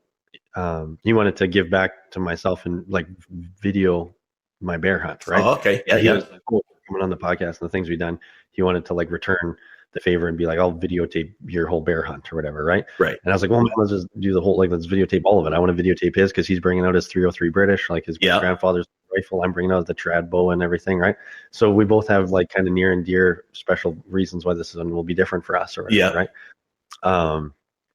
So I know he wants to do like a whole video of the thing, which will be really exciting. And then, the whole idea of the bear camp from the beginning was this bear camp podcast, right? Yeah. So get the guys together that are all going to be out there and stuff. So now there's going to be 2 weekends, and like Derek from Grizz is going to be out there with Matt, like both the owners of Grizz.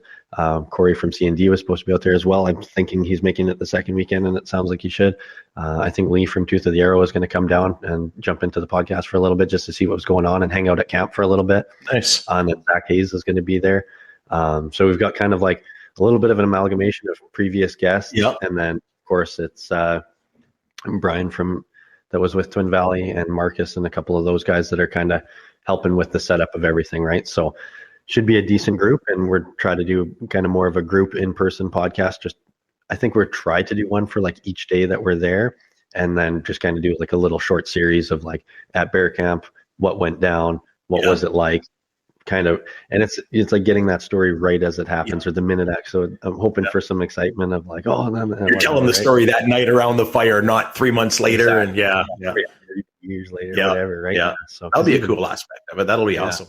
Even when we like talk about the forks and knives ones, I'm sitting here being like, and then this, and then, and now I know what it feels like to be a guest. Where I'm like, I'm hoping not jumping around too much. And this detail. Now I know what it's like to try to explain like a story and jump around. But so hopefully it's like you say, fresh on that point. And then, and then that shoot coming up with the Sherwood Park Archery Club, which we're super stoked. There's a meeting again next Thursday, so we've been doing meetings. I mean, they do their general board of members meetings anyway.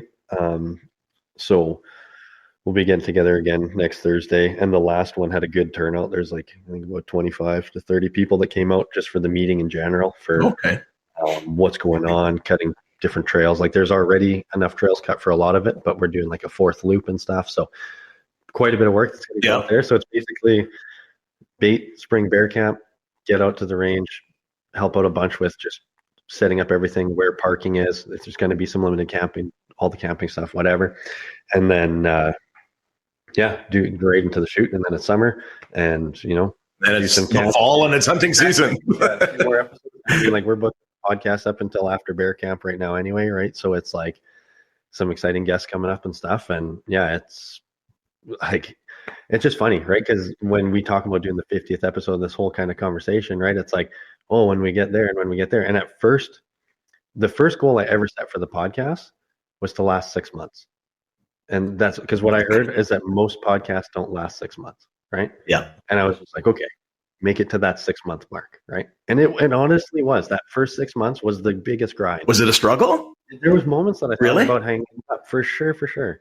And it's just because you don't know, right? You don't know, like, do people care? Am I wasting my time? Is this a lot of energy and effort and whatever? And, and you love doing it, but it's like, does that passion make you want to do it enough and everything, right? And you're kind of weighing out everything. But for me, at the end of the day, like I said, like nothing really checks the boxes for me like that on all of the levels. right? Yeah, we probably should have talked about that a little bit more when we were talking about getting going. But like, kind of out of order here. But like, That's okay, while it was going, right? Like, and you had those doubts, but then you see it. You were on Spotify, and then Apple, and then even it was on some platforms. I think that you didn't even know it was on. Now it is. Yeah, and then I don't know if I have this right, so I'll let you tell it. But like, even that picture that you posted maybe a month ago, like you were Alberta Wildlife Stories was number 2 podcast in Canada. Do I have that right? Yeah. So it's for like in the category of like outdoors and wilderness. Yeah. It came up to number 2. And prior to that, I think it was right around, I think November, it hit like 14. And I remember when it hit 14, I shared that and I was like, holy shit. Right? This is cool. Yeah. And then, and I remember thinking to myself, what would it take to break like the top 10? And I don't really, same thing. It's not like I don't really care a whole heck of a lot about the likes and the shares and that. So I was kind of like, whatever, like if it does, cool. If it doesn't, whatever. And I'm not out there checking the chart every single day being like, where's the chart placement? But every now and then I'll flip in and check it out or whatever. And it bounces around. I think it updates, I think every 12 hours. So it like changes like basically twice a day or whatever. Right. And so it was always Meat Eater and Bear Grease as like the first 2, right? And everybody knows why, right? Yep. And then after that, you'd have like the Remy Warren, you'd have like just all the other notorious big name podcasts. And I was like, I always wonder what it would be like, how you would get into that like top 10 or what it would take. And I don't understand algorithms. I don't understand social media stuff.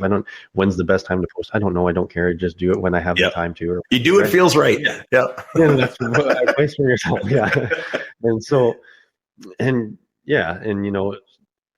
seeing those things kind of come together, it was funny because so it was just one day that I popped in and I went to check it out, and generally I have to type the name in on the top of the chart, like Alberta, and then it'll show up as Wildlife Stories. You click on it, it tells you where it is, and it'll bounce around from 60 to 50 to 14 back up to 60 but I was always happy that it always seemed to maintain in like top 100, right? And then the one day I just popped in to check it out, and I didn't have to type it in the search bar because it was number 2, and I was just like, what?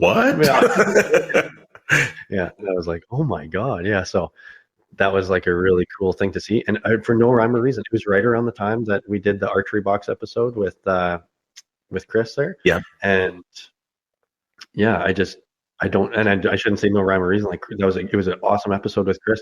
He's got a lot of family that shares it around and talks about it. It did really good for plays and views and all that kind of stuff. But it wasn't like outside the normal. It wasn't like we had some superstar guest on. Right. Whatever. And he's not a superstar. Like he's an amazing guy, and deserves to be. But it's just for no rhyme or reason, just hit number 2, and I was just like, holy shit. Well, I think that's a testament of just the proof is in the pudding, right? Like what you're doing, what you're putting into it, the guests that you have, the platforms, the social media presence that you do. And I don't want to say without even trying, because I know you put effort into it. You care about your platform, but to be ranked like that, like that's got to be like, hey, what I'm doing is working. I feel good. For sure, yeah. And then it's tough, right? Because you don't want to, like, I always am so careful that way, right? Because I'm not trying to share it and like boost the ego of being like, look at us at number 2, right? It's just like, this blows my mind. Like generally when I'm sharing stuff like that, I'm just tripped out myself. Like I'm just like, wow, like look at this is crazy, right? But so, and that was really cool. And then for I think about a week to 2 weeks after, it stayed in top 10. So it hovered around 2nd.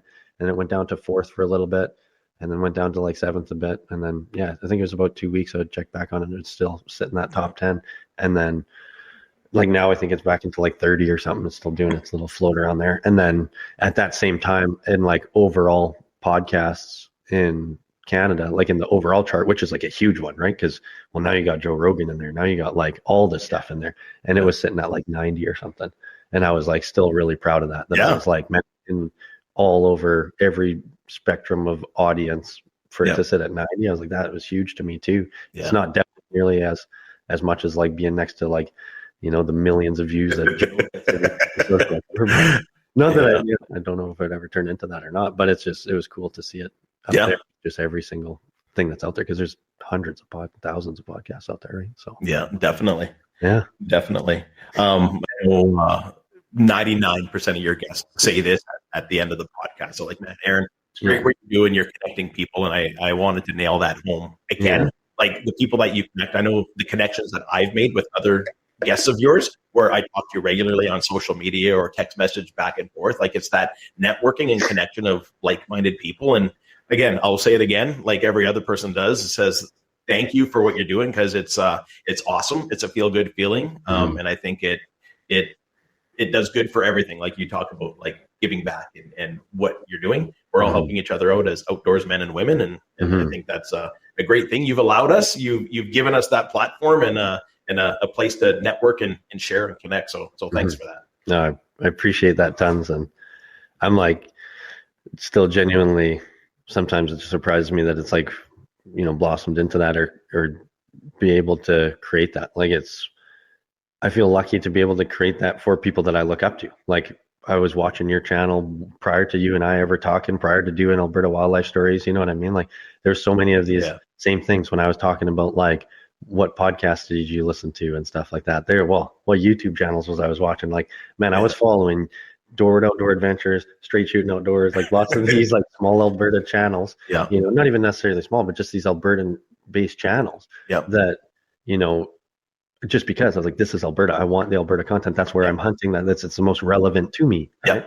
Yep. And so I was a big fan of yours and still do look up to you a lot. Right. So to hear you say that, something like that, it means a lot to me, because it wasn't very long ago that I was just somebody that was watching everybody else's content being like, man, these guys are amazing. Right. So for you guys to be like, oh, we love what you're doing. I just feel like, I don't know, like the little kid in there being like, man, it means a lot, Yeah.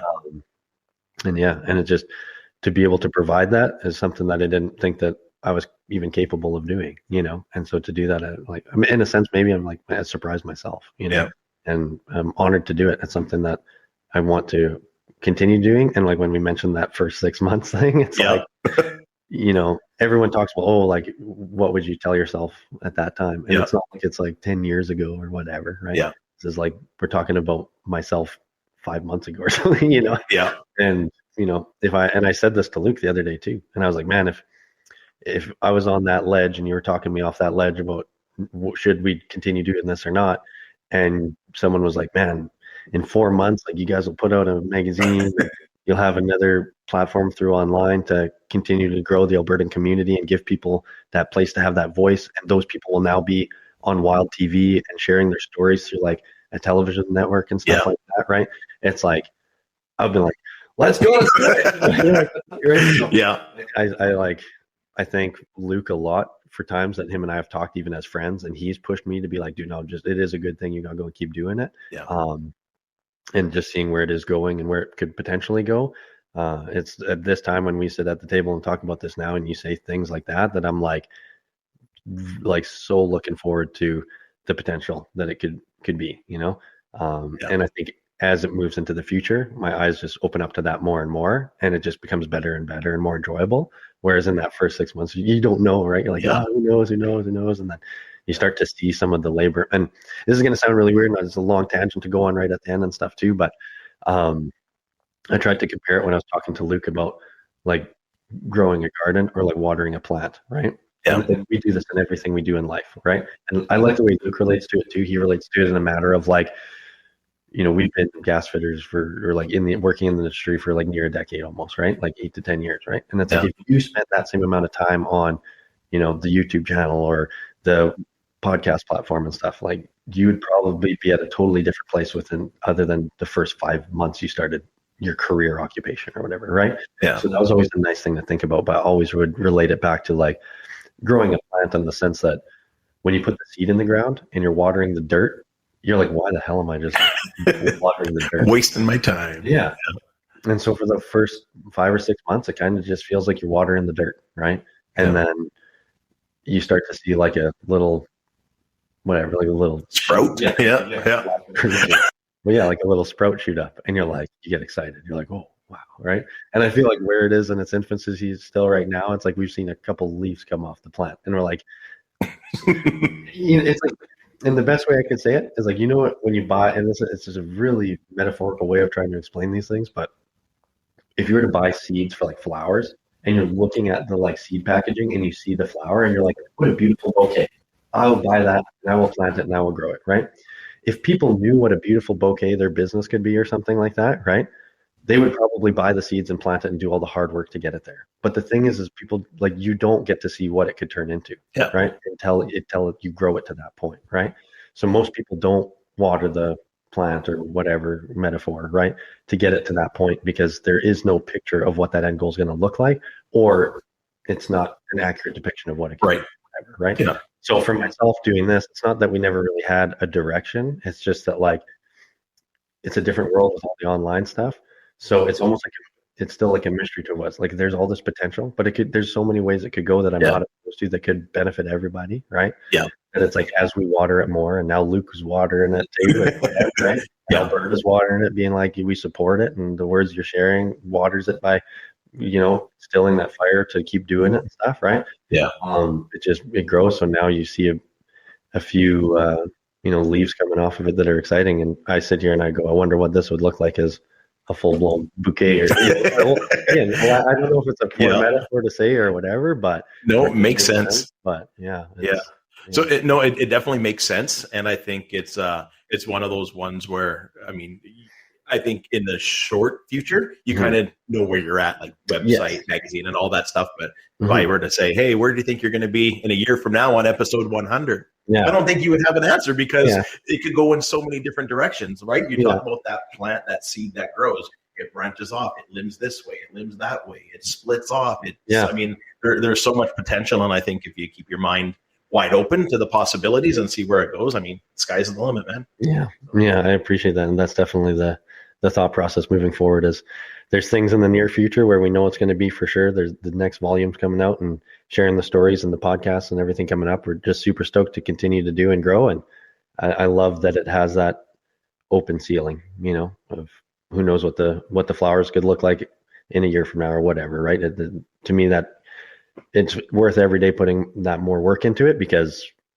there's no like, well, you'll plateau there and that's it, right? Yeah. There's no end game. It's just, it can continue on to this and branch to that, and like you said. So And I know I speak for myself, but I'll throw myself out there and say I speak for all your audience, that we're here to help you support, water that seed, and excited to see where the future goes. So we're all behind you, buddy. Yeah, I appreciate that a ton, and I appreciate everybody that listens and messages and shares those things, because those are 100% the stuff that keeps a guy going. Like, it's 100%. Like, there will be someone that'll pop into my inbox at randomly and just be like, oh, hey, I just found this and now I listen to it while I'm running and doing the dishes. And I'm like, man, you don't understand how much that keeps me going, right? Yep. So, I appreciate you saying that, and everybody that listens and chimes in or, supports it that way, because it's tough, because we're our worst own critics, and I'll be hard on myself lots about it. And, when it comes up and people share those things and stuff, it